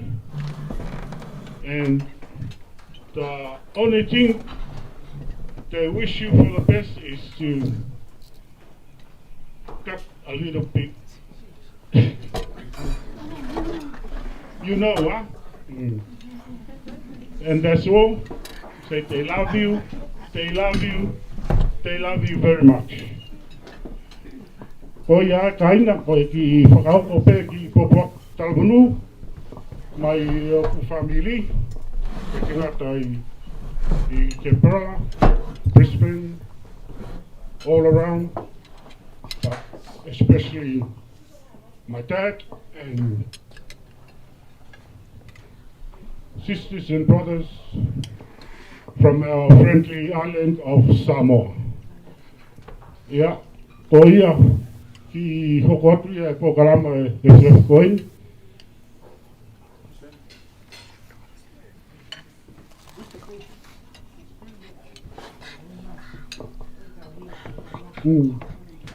Hoi mai e kau kaati a e princesi ke o mai o whakakato e nau whatongi o kai ke osi e nau whatongi e au koeni. Koe Ongo atu pe mau ki teu katoanga e au. Koe mea koto pe koe a ke a Heimoana e au. Koe ne mea koto pe o tala mai ke pehe mo pehe. Pea koe taimi koe o tala noa ai mo paea ma o senga maarie. E au kotoa koe ngā koe kaule o ia mau api. Pea o kuna tala noa pe. I talange pe Heimoana ka paea. Te ke hiwa your dedication to me. Talange paea. E ke o hiwa. Talange. E ita nena ia koe pe ke hiwa mai ka au i birthday. Pe koe maaria. Koe moe pe a ake o manawa mai my 21st, my 20th. O kungari whakakaki. Ka koe. Koe whakaha mai a Heimoana e mautou. Ai maao no loto. Ai mo oni. Ai mea koe. Taru e ne fuoroa e ne whakaamu ke te. Ka koe winga e pale mai ki. Nai osi talange ka Heimoana ka te leni. Nai whai e mau whakaamu. Koe lea Heimoana. I want my key like Amy's key. Pea aloha e mia o tai different key. Pea ene hau mai a key ko ia on Thursday night. Na kapona keke a hau mai a key ko ia on. Malo ko aoni e keke no happy. But there's a little bit of news about Katoanga today.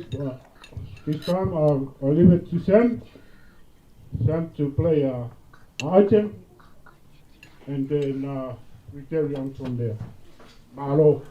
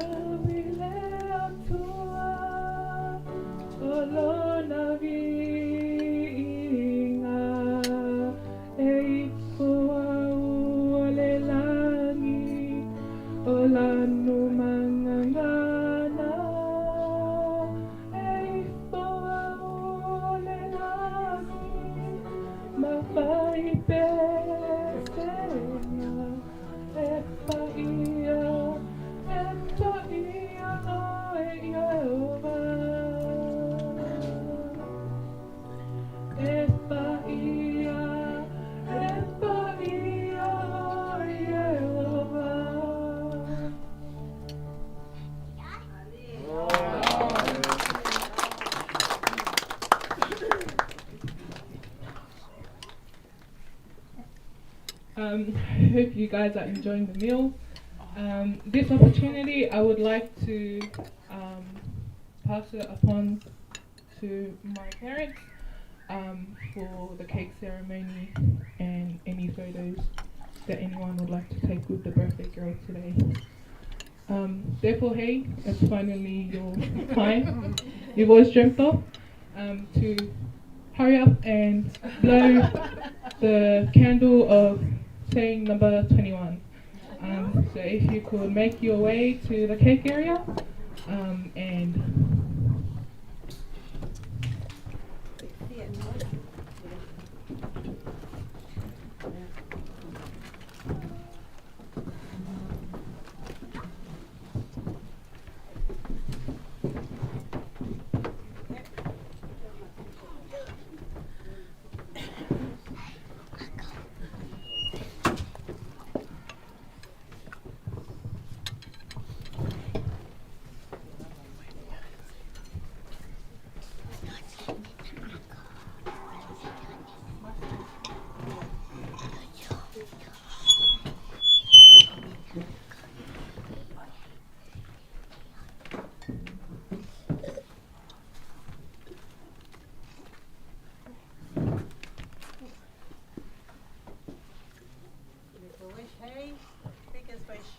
make your biggest wish you finally want to wish for before you blow it out, because this is the only one opportunity for you to make that wish. So best wishes, and when you're ready, blow it out.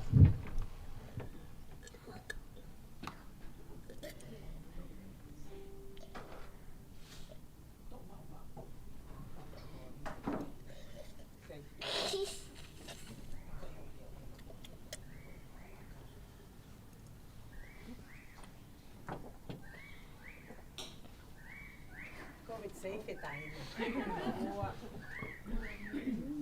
Good girl.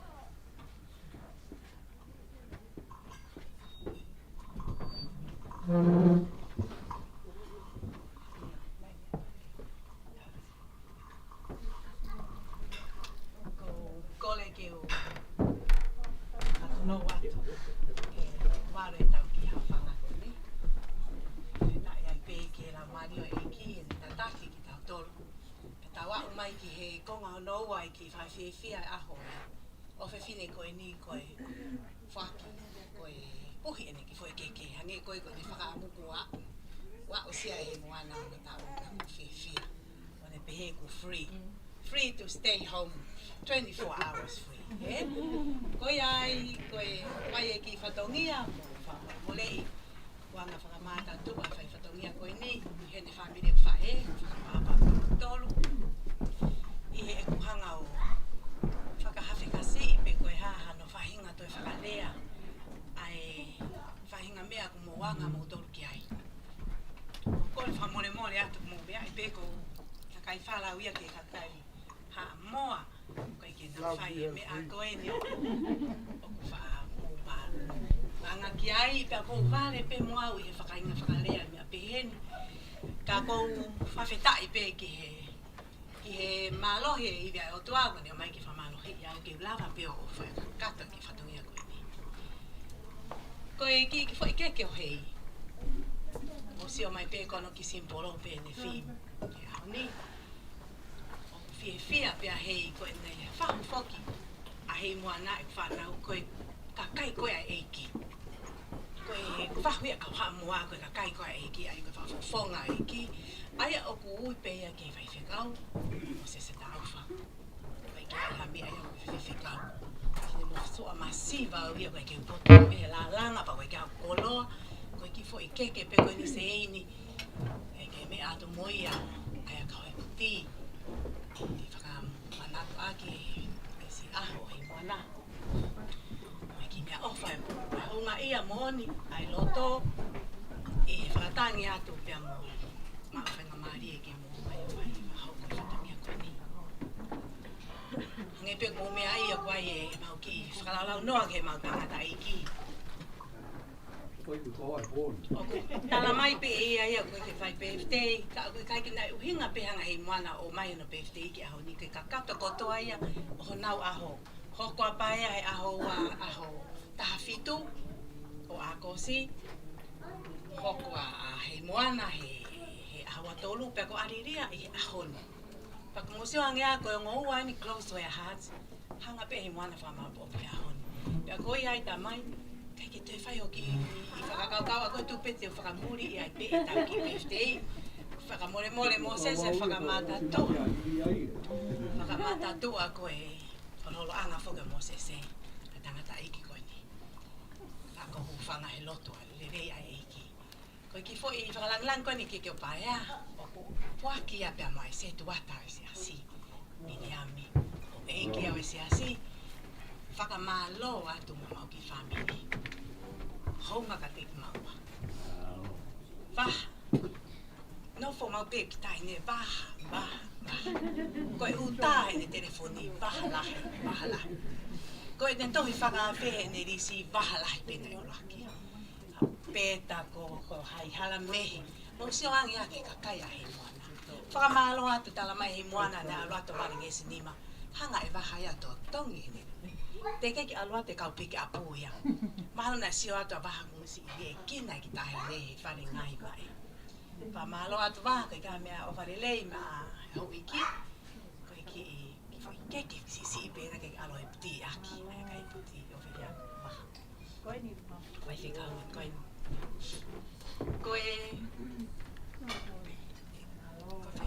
koe io i kai mapa koe keke hoko koe keke whakalangilango ariria e kalo mai ariria pe koe whi ia ka pau ki mau tui whakate holo ke mea o whai koe ni o koe pe mau o whatu ka te koe pe koe lau maari e ka take ala o koe wha e hina ariria pea o kou loto pea o kou hanga o whaki ai ki whi keke ariria pea mai sekretario si asi o loto lelei pe ki mau tolu mau ka whaaki ke mau atu whalangilangi koe hei lala pa malo atu e pou mo e loto pe mo ofa he ki tahi neni talu me mau o mai ni kusia a mo tu ta whaaki na manatu pe hei lala ki he mau o mai whai na ki tau fia tau nima pe tau hongo fulu whai pe hei na neui pe ea mei pe hei o lei polo i koe sunshine pea kai pene mau inga maari e kāko pe mea lau noa ka ne ngau ea ke hiwa i o a mai sunshine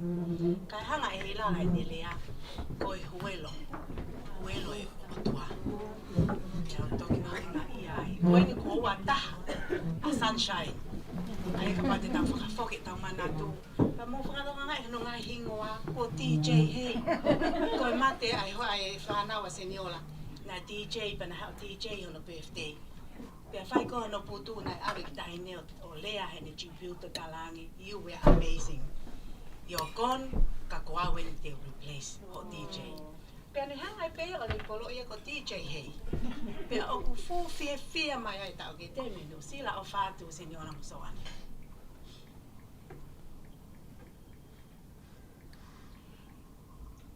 Ia mai ho mo tangi mai ho mo whiha o. Ka ko te ai ke tau whewhe. Ngai ko rea whai whekau. Ua no ka pau nei kai ke COVID tahi. O whaka mo toru. Pau mo lotu mo nofo whakatata mai me hena mga mai. Se mau ki. Whakalau noa whai kia hei kai ke tuku hai me le. Ko mau tana e ngai peke whia sunshine. Koi ai ngai family kai ke laia ki whalangilangi ki watu mati kotolu. Koi pene whangai ki i sweets heni. Ta mu whakamole mole e si ianga ne te pire koe ki hapuaka tunu ia. Koe ki poto kua ia o koe whamanga ia puaka. Pea koe tau e ua noa ne mo ui mo ne kai tae paranisi. Pea o mau maka e no wata haka maka maile le lei. Ke ka mata ke oito e kai ia. Ta lutu pe ia whakananglangi mo tō. Pea mo sio e kai pute a hapuaka. Ka ko ospalo mesi mai. O mai e ta mai e ne fumea whamalo sino. Au toi loloanga ne mohe ana. Kai ke o. Ko e pok fo o ko ne au sia ko e ahoni. Whaka holo ahe. Pas ko toa ki au. Ia. O whalai atka te motol, ko toi ngai ki keke o toi, ke tau mao ko toa pe ia. Pea po ki whanga ki whakalau noa ko i ni e tau tuwha atka te motol. Ke opo e toa ke tau ki te oi. Malo, toa whatu.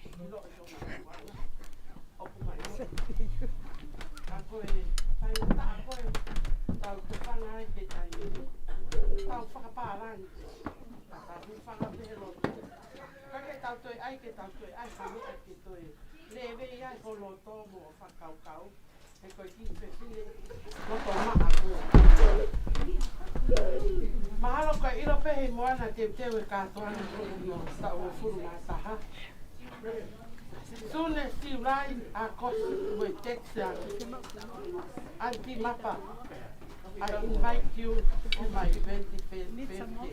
Who's this with? Mahalo me si e tua hova furo e le Texas mo tarange no peste ta ko pianga peste ai o stilo ho tamai mo fae na ku kai ke fai ha mea ka wara tua na ke moan ka wa pe ke mo meni ke lo tu e aho ko o stilo fo he tonga to texa anti are you coming ko tan hei fie maria ko a weni to mu a ko ai ke uia te hange ko la au tau fe fia no a pe i he mo uia ki kaunanga koe koe mau tutupu hake na kai ke pehe ke mau maa i ki kaunanga koe ni ka na ma roto ke ma feo hi ma pe mo ia ke ma o silo pe ai tu kunga ia ia hei ke fia fia pe koe mau wha feo hi wha whamiri o sa ia whakia he friend mo au he kuru koawe ko whai hono loto se ki he kone pēma pēa hei ke urea na kei ke wha kau kau e ke urea te tuku ai pēo whai e ai loto ko hei hey I love you hey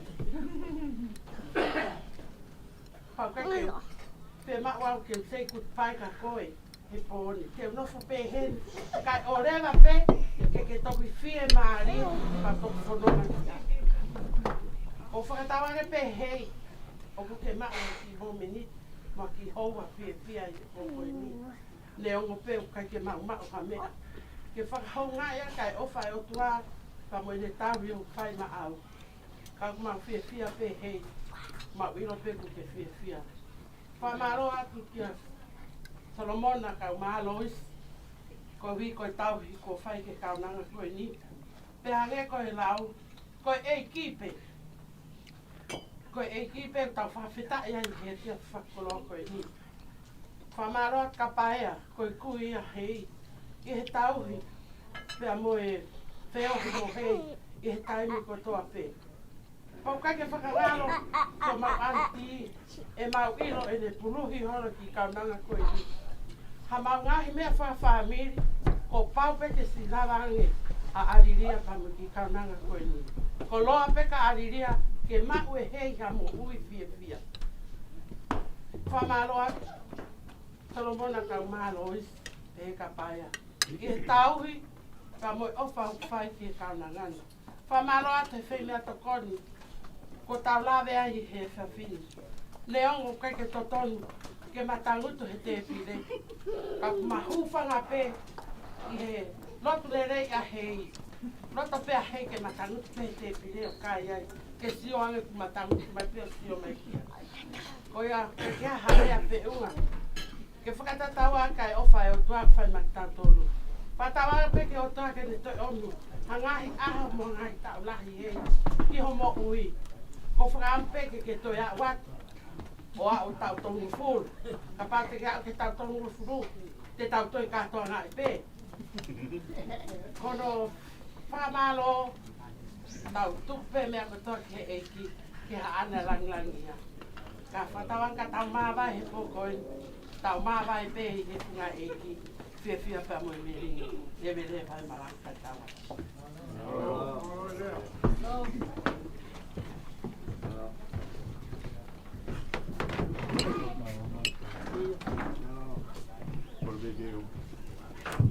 Papuro atu e tala whakatapu ka mata ke ka tuanga e whiwhini. Nā rāwe mō ke whaipea ki mawhana. Ko kurere mai whia whini ka wiko e ote ana whaini ki apu. Ka mai Heimoana, you must be on my back. Ka hauri nai pe te e ua i hare nai pe te e mokopona o Nishiwa. E nā urawa me kia e ne hoa tā, te reda ke ngā we. E tā mai ko kua, e mai ko kua. Ko hei mea whai te prokalame kai minita mai kua. Ko whake ne ki. Ko loto peki waha te ai ki whakamuna koe nau whai. Ko whakaukawa ko whake si whai e pe hiwa pe te. Ko hiwa koe nai whai pe hei on up my way here. Happy birthday to you. Me au hea ke hingoa. Popea. Happy birthday, dear honey. And I stop. But that's how you close to me, in my heart. Because the talent wow ki heni ki kau ki sia si me hoko mau birthday. Pada pe mo Heimoana. Pe mo funa pa ko ngai ko a birthday. Ko ya hi ko kau Heimoana. Ya a me ki a ho ko amu pe. Ke urere mai ki kau ni vai he birthday ko tan pe kam. Tau gue ngawe kata wo ke tu ki pepe ta tau pepe mak tau ke ni ko ke mak ke ha o pakai mai ki tahin ke you look so beautiful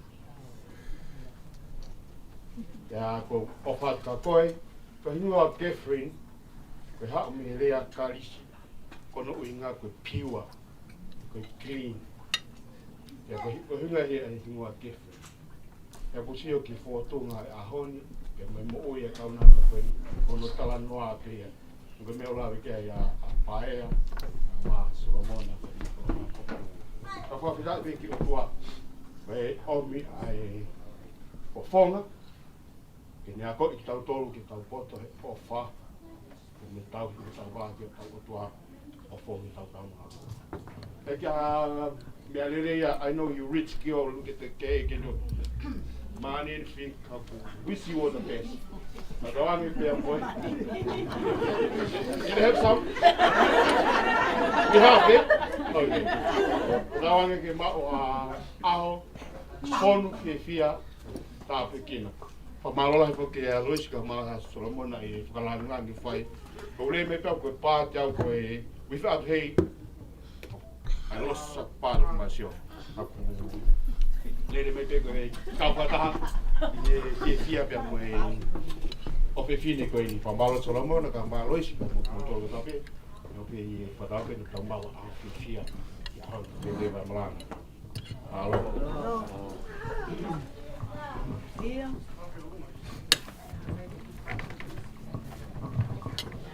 ako to pe ka pa ko pe lai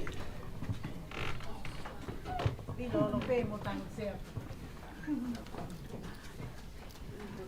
pangai tapu pa ka fa pe tai ta hausia ya ho inga koen ya koe fie ma ko ko mo to wa ko ni ke tu o fa ka ho ko ate mau ki fu ta lo noi wana ba ko tu hanga he mo na pa hingo ma to ate a hingo fa ngamanu ya kai ke ya ha hama ka kai ke ya ha kita e hingoa ke Heimoana mautolu o mau fie pe i he mau ai ma fana Moimoi e whakakaura ta ko so yo kia whahinga ka ia o nau pehe o mau look like that animal so o kumini e Heimoana mau lunga ngalere o hange ko whangamanu ko whanga he ane whakahingoa ko tui pena ne whahingoa ko coat Pea whakahingoa hei lala ko horse. Pea whakahingoa ko tongi. Paka he fiafi ko e ni.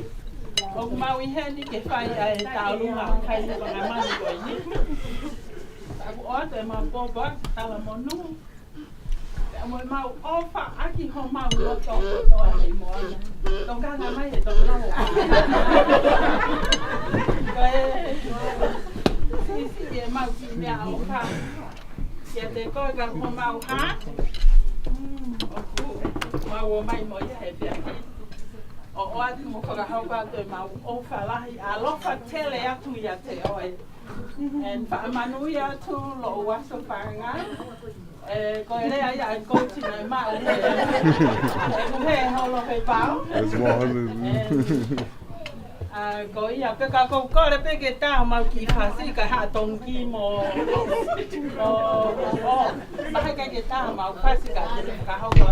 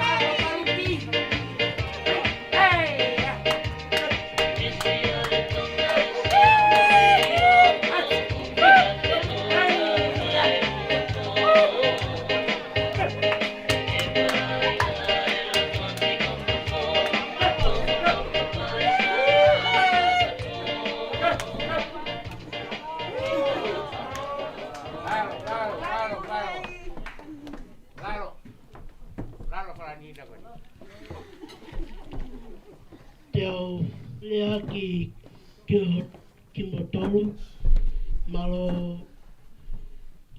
ho hao fifia, and to my close auntie go mapa mafi manuake. And my number one auntie go Tupo Seniola. Don't tell my Seniola kia pinky. And I thank you for everybody for coming. Thanks Brina Baha, like my best friend. Thank you for your hard working. And thank you to all of you for decorating my COVID-19. And to my rapper person, it is Iraja Tovo. And Sarah. And Iraja, I invite you to come and sing for me. Please. Who's the DJ? Cuz, play my song. You want me to referee, Cuz? Yes. Oh, now? Up to you. And it's so, no. Give you, Whiskers party, Cuz. Alright, come here, Cuz. Congratulations. What's up, everybody? How you feeling today? Really good. Thank you, everybody, coming in together for the Cousins 21st. Cuz, stay good that you made it to 21. We love you. Got nothing but love for you. Let's get it, cuz. You gonna dance with me? TJ, Nick Miller.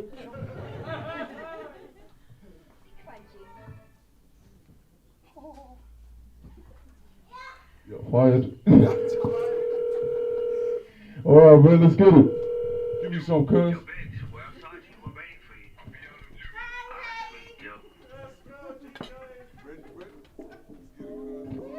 What's up, everybody? If you don't know me, I rap. I'm his cousin, Simon cousin. Let's go down to the SYT. West side, baby, that's where you find me. Reppin' Southwest, 266, 685. It's that so pigs. I'ma go and get my buzz on ride. Sippin' to the juice, smoking bumps. I'ma get there to the sunrise. Walking through the party like a Pimp C.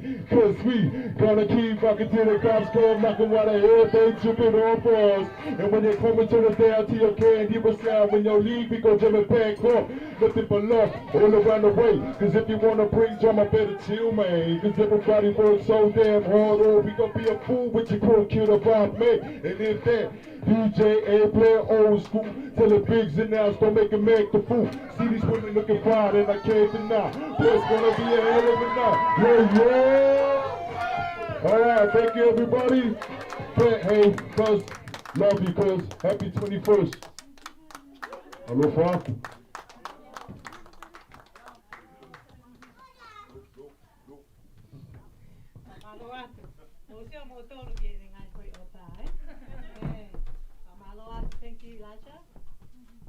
for that non-plain thing that Catherine has been doing to you. Sorry about that. Okay, we now move on. So ki tau lungan yai tau ke tau Catherine. He koe tapit ngah tutu ni. Dance for me, Amy. So Catherine, your sister now is doing that for you. Okay? And this is her last item for you. Okay.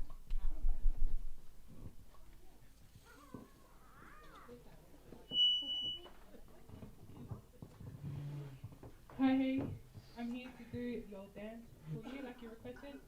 Sorry, I don't have any more present for you. I only have $10 for you that you can take.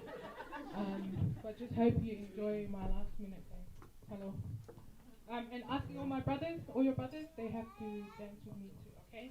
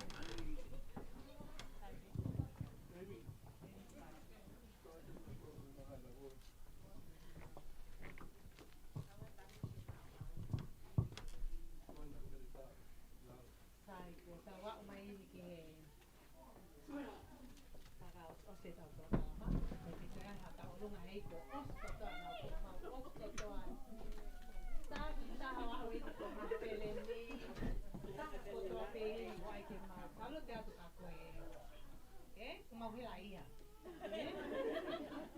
se fia ki ta tu ko ai ko ka ta tu pe pa ta ha ko ke de kai kai ko le ki ai ne pe te que leva que pa ne pa anga o ia ko to le mai te malo io ka hiri te rea ko ni ko le kai mana ke san de pa malo ka montol pe a ia me ka ko pa os mai ko le que u fanga e para ta ko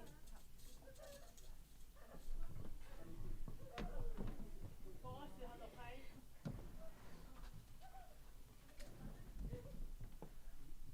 porque para aquí he ka hoe ke se mo mo tol ko ta pe a kainga ta he me a ko ko tu le a ko tu pe he na fana ta ko ki ta hine ko ni ta pe te ai a ho ki ta hine o kuanga no fua ko se ta la ke so pingi fa fa kalea o ka ki hanga na tau he pa pingi ko lo se de fa e ke he pare kolo ko se tu ta la no ka ko Kevia ku whakataua ku ni mā, tamai ia.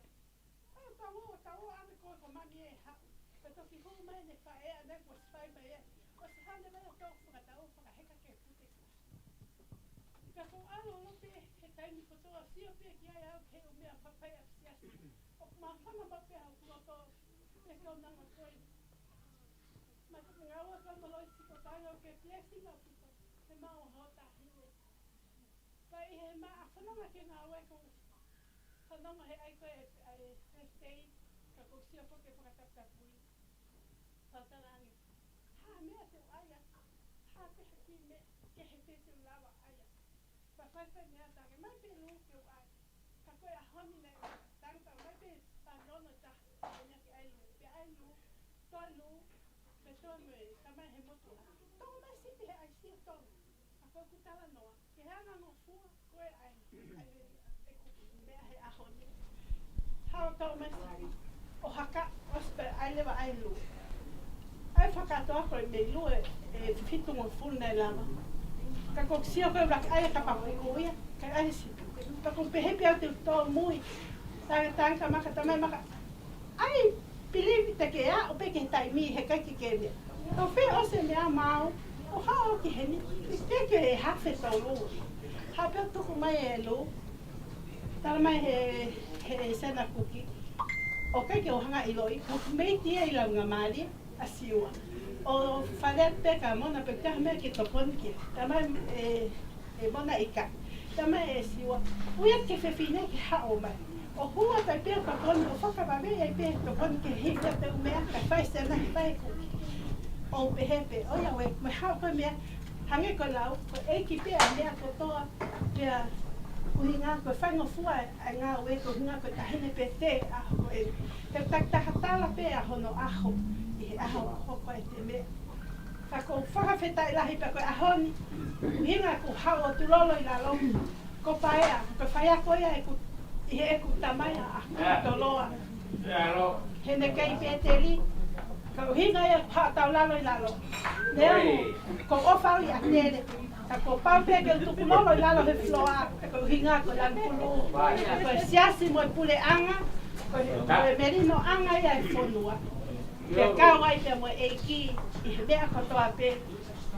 Ko ia, ai malu anga o i whonua ko siasi e mo i pule anga. O hange ko lou akau, lou olive. Ko kakau ia, ai ofa mai o tua. Ka wha mole mole he kuki lea tu hala. Pa ko whakamalo lahi kia mona moloisi. Tali, ke si o mai ki lea. Happy birthday atu. Tahine Heimoana, mengo ku masiba. Si lele mai pe ke wa umai. Pe ha pe no foi i peito ke mahino pe ko tu lolo i ho fui ke paia vea. Ko paia ko ia ku mai pe ko ofa.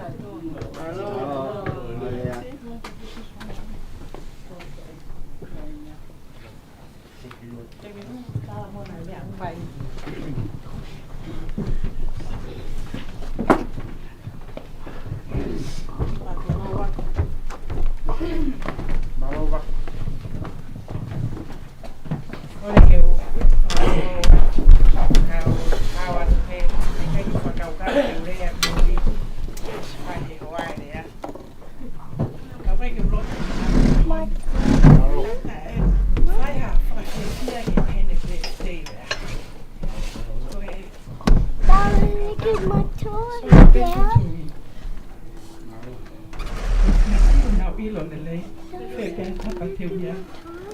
Kaya ito gamang ko niya.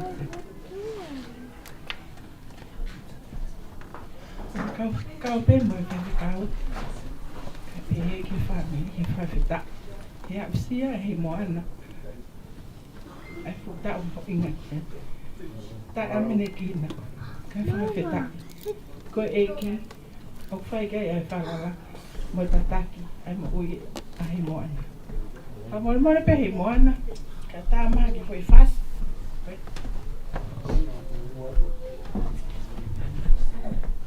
Kata que o tata mai pe faz ka ora que to ha ta ni birthday.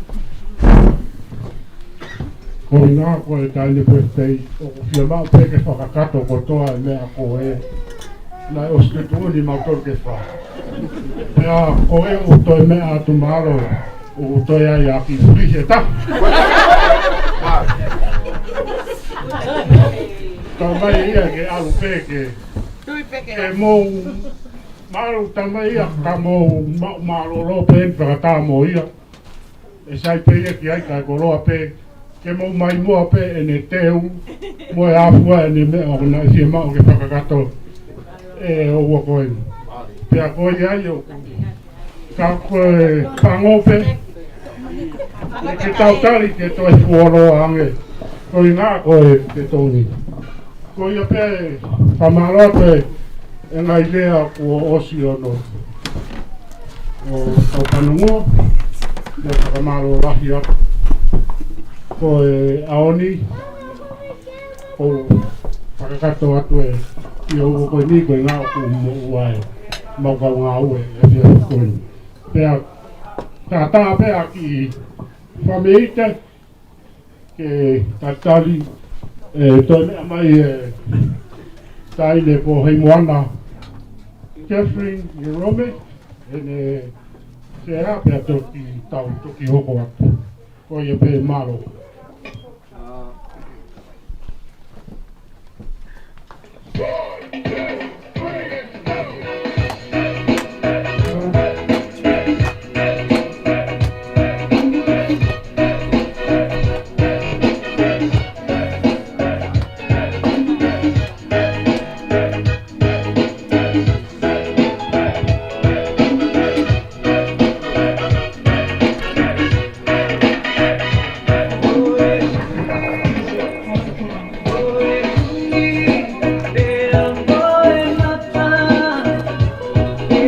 Tua tā pēia ke tua ke pēa o ki mau ki turiki koe nā. Ui e te ai ke tapuia.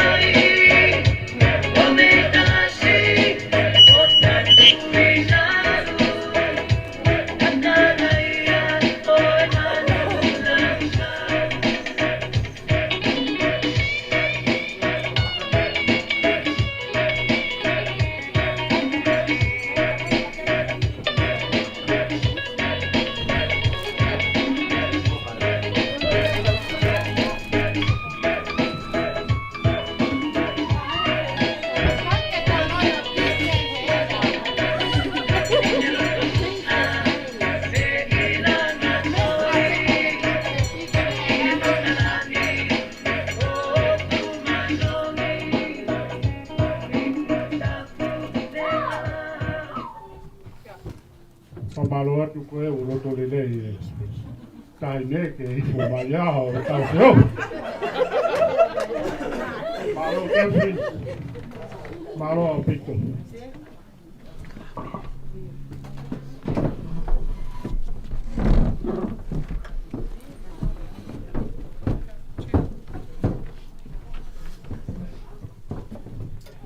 Mole pe kai tai mai pe hafasi e fai haki fia mai tahine pe ftei.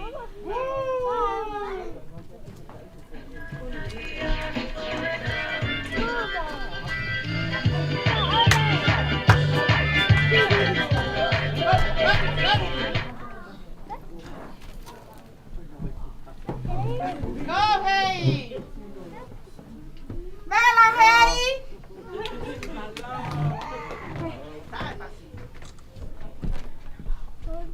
Kamau fei ngatu. Hau henni mela. Koe toi. Ika bisa ibeko blava.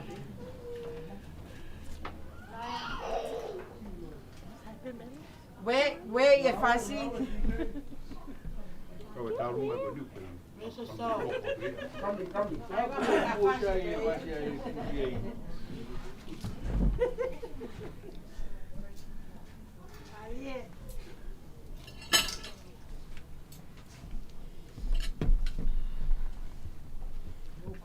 Mari.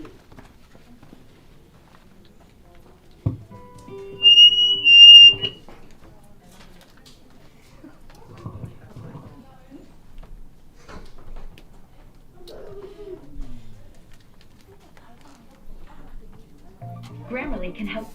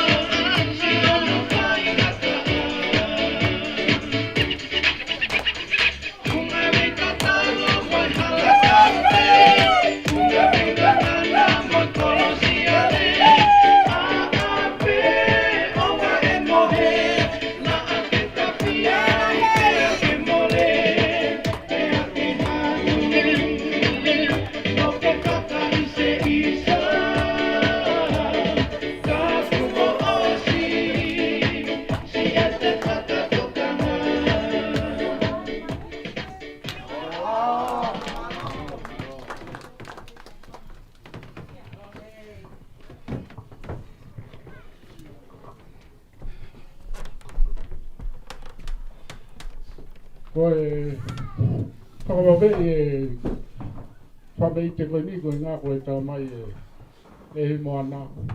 O whiawha ke whai mō whakaosi tau lere koe ni, ka hoko atu konga lahi o ne ao. Pea koe whakahua me. Koe oua koe ni, ko le peke hao atu e ngai whakatapu nahe, ka mataki. Whakamuna o e fief koe kai tā mo ki motua o lalo koe whakaoko atu aki le whakamalo o ngā koe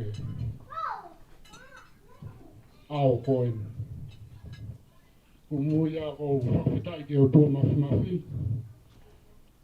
i tau ki mai e tau mo ui o tau ausia i whakausinga o au koe. Pea whaketai lai e kula mali ke utua. Koe ngā koe. Ange koe lea koe i kipe. Kai kia mawiri. Kai kia mamalo. Mau whanau mai tau ho atu. Nei osi a koe vi. Koe ngā ko kuloto ko kutupoanga. Pea koe ia kainga. E whai ke kau. Whakamaro lahi atu. E lotu nei whai, kamata aki e tau. Katoanga o e whiwhin. Kai kia mau mea ofa. Ko a lea whiunga ke uma. Ko e kore peke au tua mafi ke. Waki atu ahi. Mua maalofi. Ko ngā pe ko e ngā wela. Kai ki ngata pe aoni. Ka koe ka au mua noko hoko atu. Tauhi e whangasipi e au tua. Pe au puwhiri koe. Ke tau pe angarotu mo tau vaenga. Whakakato e au tua ngai mea o ku kai ki whakakato e aoni. O whalai haka koe. Tukoni se tuata pe ke sekretari au me mipa e si asi. Ngā lo e mau mea mai e au koe. Mau lava ke ngali au pe au ni ko mo lava mai. E ka pau nei kai ke mo tali e ki kore atua Heimoana ke mo lava mai ke tau whiwhia whakata. I kai ke hoko e au ni a kua au whiwhia. Ka malo lahi atu. E famili o Adia pe famili o Paia, malo o Pito. Tau tuku pe me koto ke utua. Ke take tau whanunga.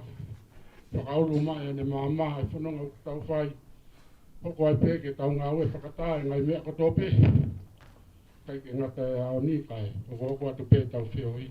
Malo o Pito e mosi o wha.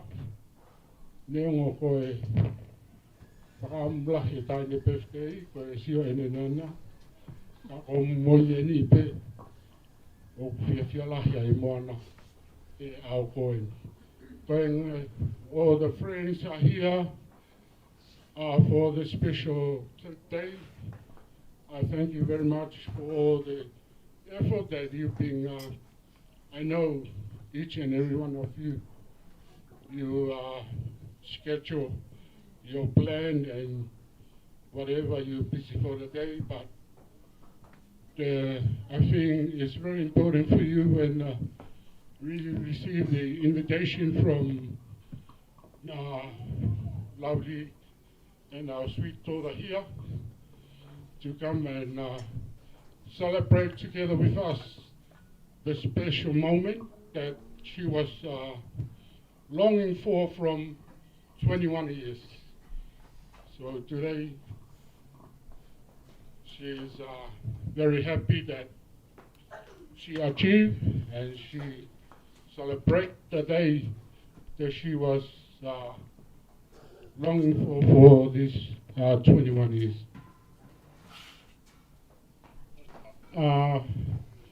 Ele ngalo ia o cousins ia Pela a pea i al whanau i Aisha and Sala whawhi tai atu le whai o na tatou whatasi o na ole aso whanau o le whine i ia ma whawhitai le atua e ui lawa i na matikal tatua inga a he whai me lawa i na whai me lawa le atua me au mai wha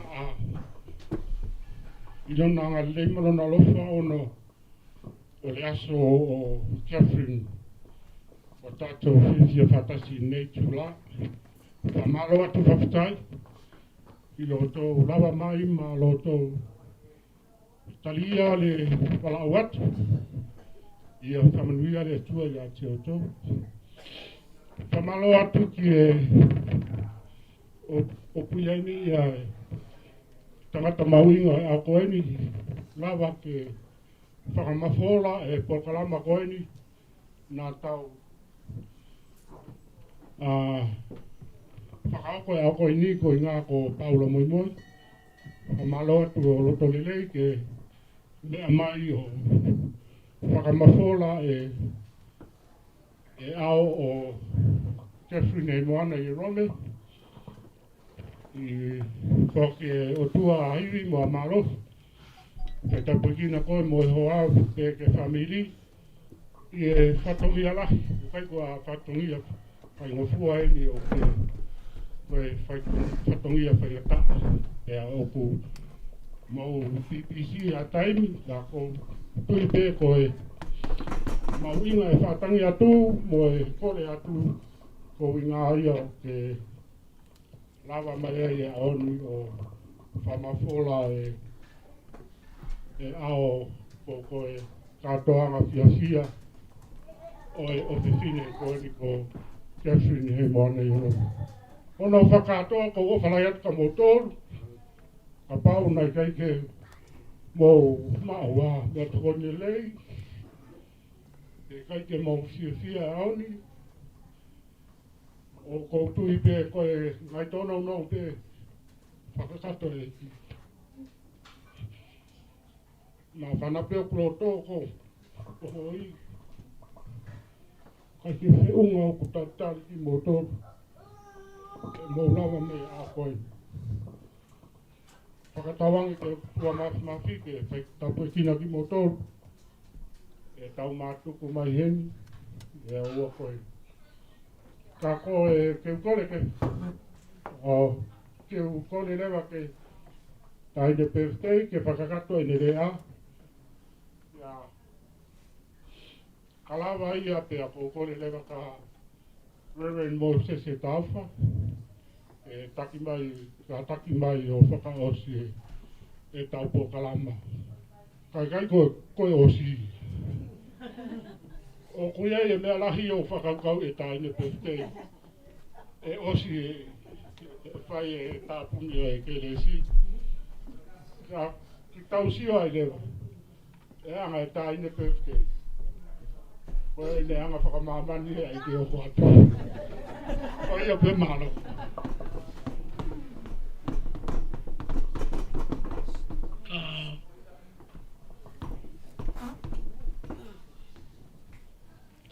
ka kore ki pāta taki ke tūruma au ki o waifu ko nena.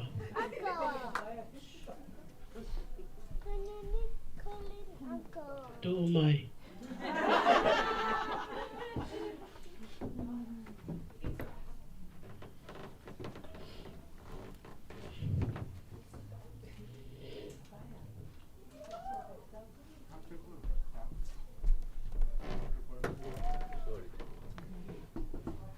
Thank you to all people, friends and family near and far for all my special birthday wishes for me. Thank you to my Uncle O and Auntie Erin in Perth for your special gift to me, my money tree over here. Thank you to all my NZ family for the big special presents to me and all my Del I look beautiful today. Thank you Sis Leah and Lawe Otutaha and to you Seniola, Suane, Lame, Uncle Apai Tupo, everyone in my hometown for my big card present. Thank you to all my Samoan family in Canberra, Auntie Sotanga, Uncle Sam, for all your present to me. To everyone here, thank you so much for coming to my birthday party. I know it is COVID-19, but you all spoil my day.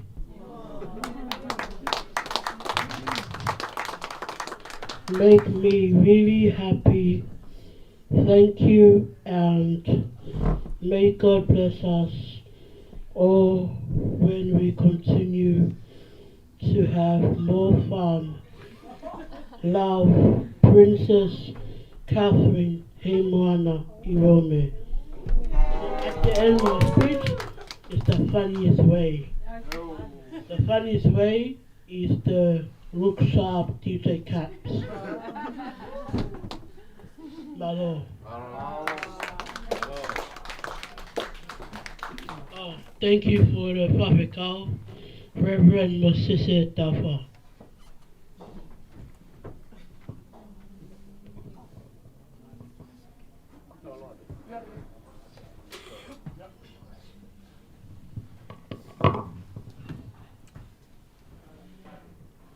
Kolbe mo keu whangatu ngai whatapu ka tā mau ke whakakato ai katoa ngā oe ahoni moi whawhetai lo whawhetai beki o tō māwhawhi koe hui koe ne ofala o whakataulanga ki tau tolu pea tau ausia ai whakaausinga oe isa ai whakaausi e konga hono ua o e katoa ngā oe ahoni pea hange koe whakalea ai tangata aiki whai pe tau he i moana ko tau tuuta pea koe e whawhetai whamalola hi atu ki he tau mātua koe uhi koe ngau e la ko whai he ahoni kai ke ngata pe he tau hi ko mo whai sama Heimoana ka komo to e whātori a honoloto o mau inasi ai i he koloa o he aha koe whamalofo ki he siblings whangatonga ane whama ai toko ua ngau mo whai whaafofai aho whaafofai teu ai whare koe ni o mau teu ko uhi pe ko princess sunshine DJ Heimoana princess ka ko uhi ko mo ofa pa maloat ka tik motor pa malola hiat ke miakai me to koin koin ko teu mate ki motor motor ko nak mu mea mahe ngā luope mea kai whakaofo ofa mo oni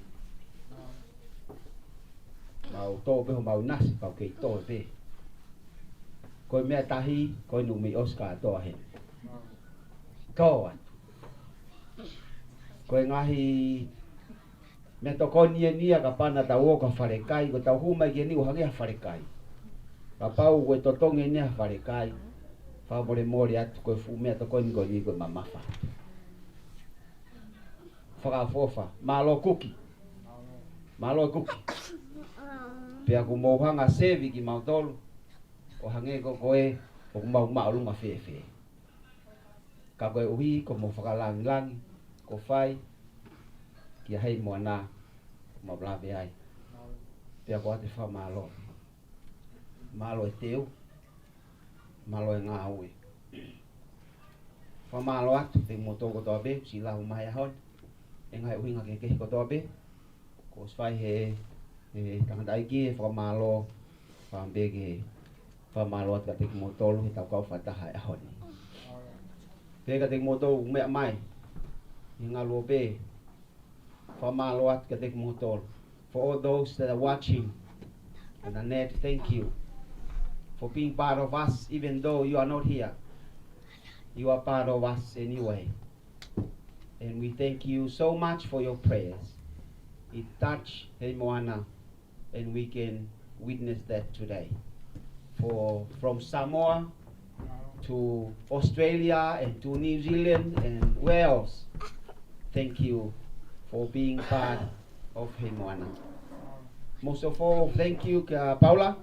Paula malopito ka mai hoa si whakahoko ai ngā wea honi ai fia ka mahalo ko mea maha uinga taha ai whakahoko ai ngā wea honi ke kaunga whakamooni mo ngahi kakai kehe o kai ke nau he ni i he o tua o tau lotu ki ai pe mo tauhi o Heimoana ko o tua o kai ke whiriwhiri mana ko ne ofa kai ke o whima ko toi mana whaka mahalo lahi at Paula ko hui ko i konga ko ia. And lastly, Heimoana. Heimoana, as I said before, you are so beautiful. You are so beautiful. And no wonder why you have so many names. Sunshine, Princess, DJ, you know, all these names. As I said before, the purity, honesty is so sweet. Witness to God. I found out something else. You make us happy. Do you know that? You make us happy. Also, I can see you are so powerful. You are so powerful. For everyone that are here, you say to them, stand up, they stand up. Even your bar, they stand up. You are so gifted. When you speak, it touches. It touches when you speak. And with all of that, I want to make, to let you know, I mean, you already know that, you are so special. You are so special, and there is no one else in this world like you. And lastly, I think the world is a better world with you. The family needs you. Those out there that are watching need you too. We as a church need you. We are better people. We are better family. We are better world because you are present. And with that, we give all the glory to God for giving us such a beautiful girl. And her 21st birthday today.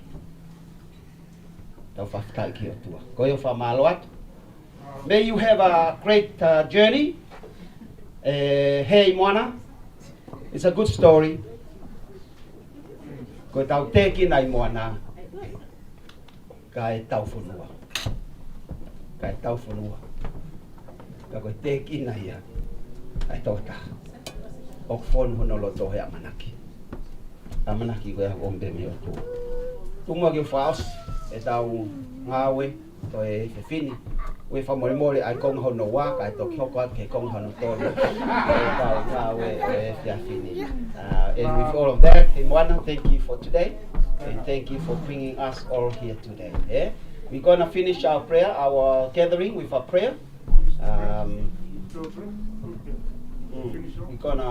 We're gonna finish the prayer, and then you can continue in our next part.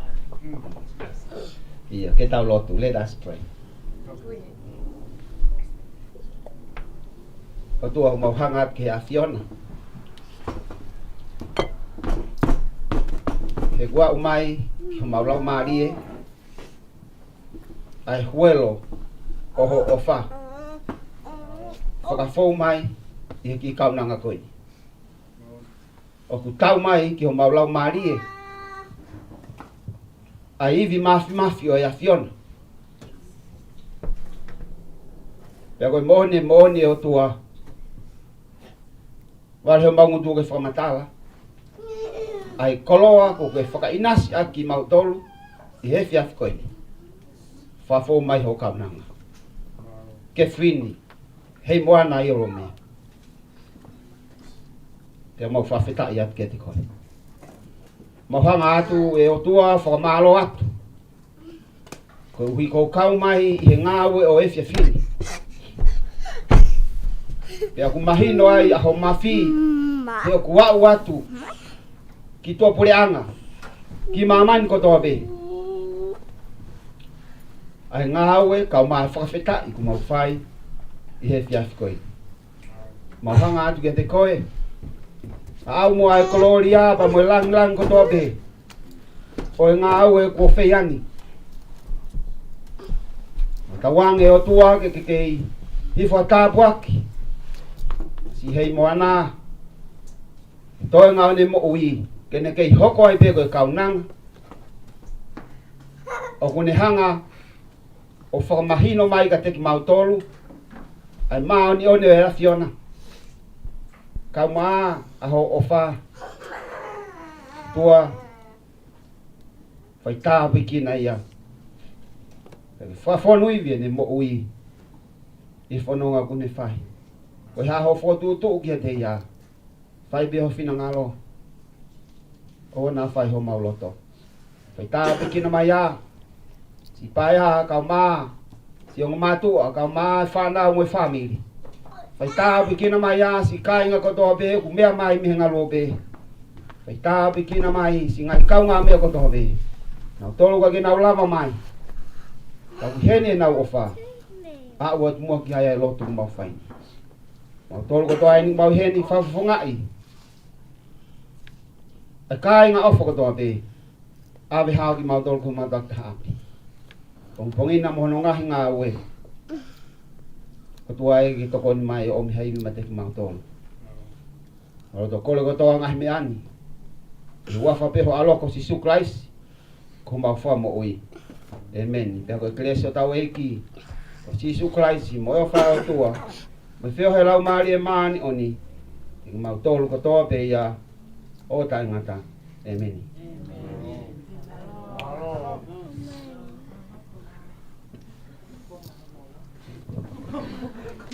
Ata te konga hono tolu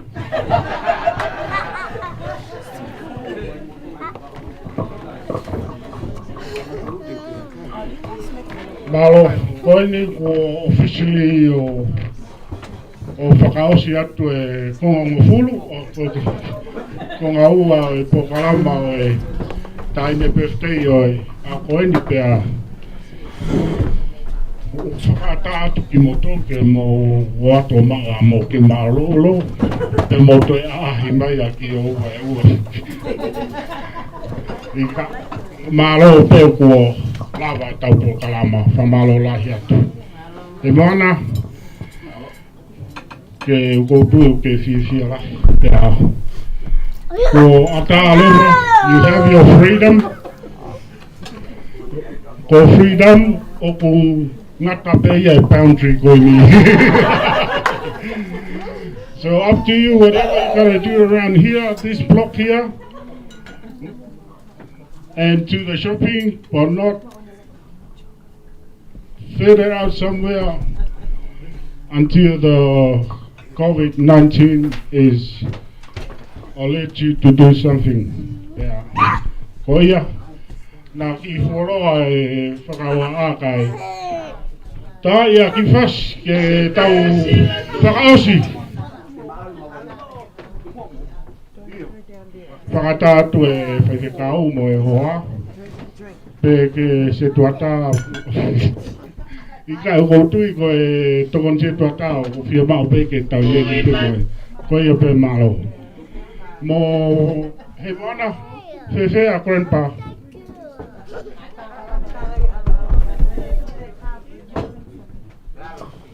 Ta taki to kole ki paia ke hu ke fale.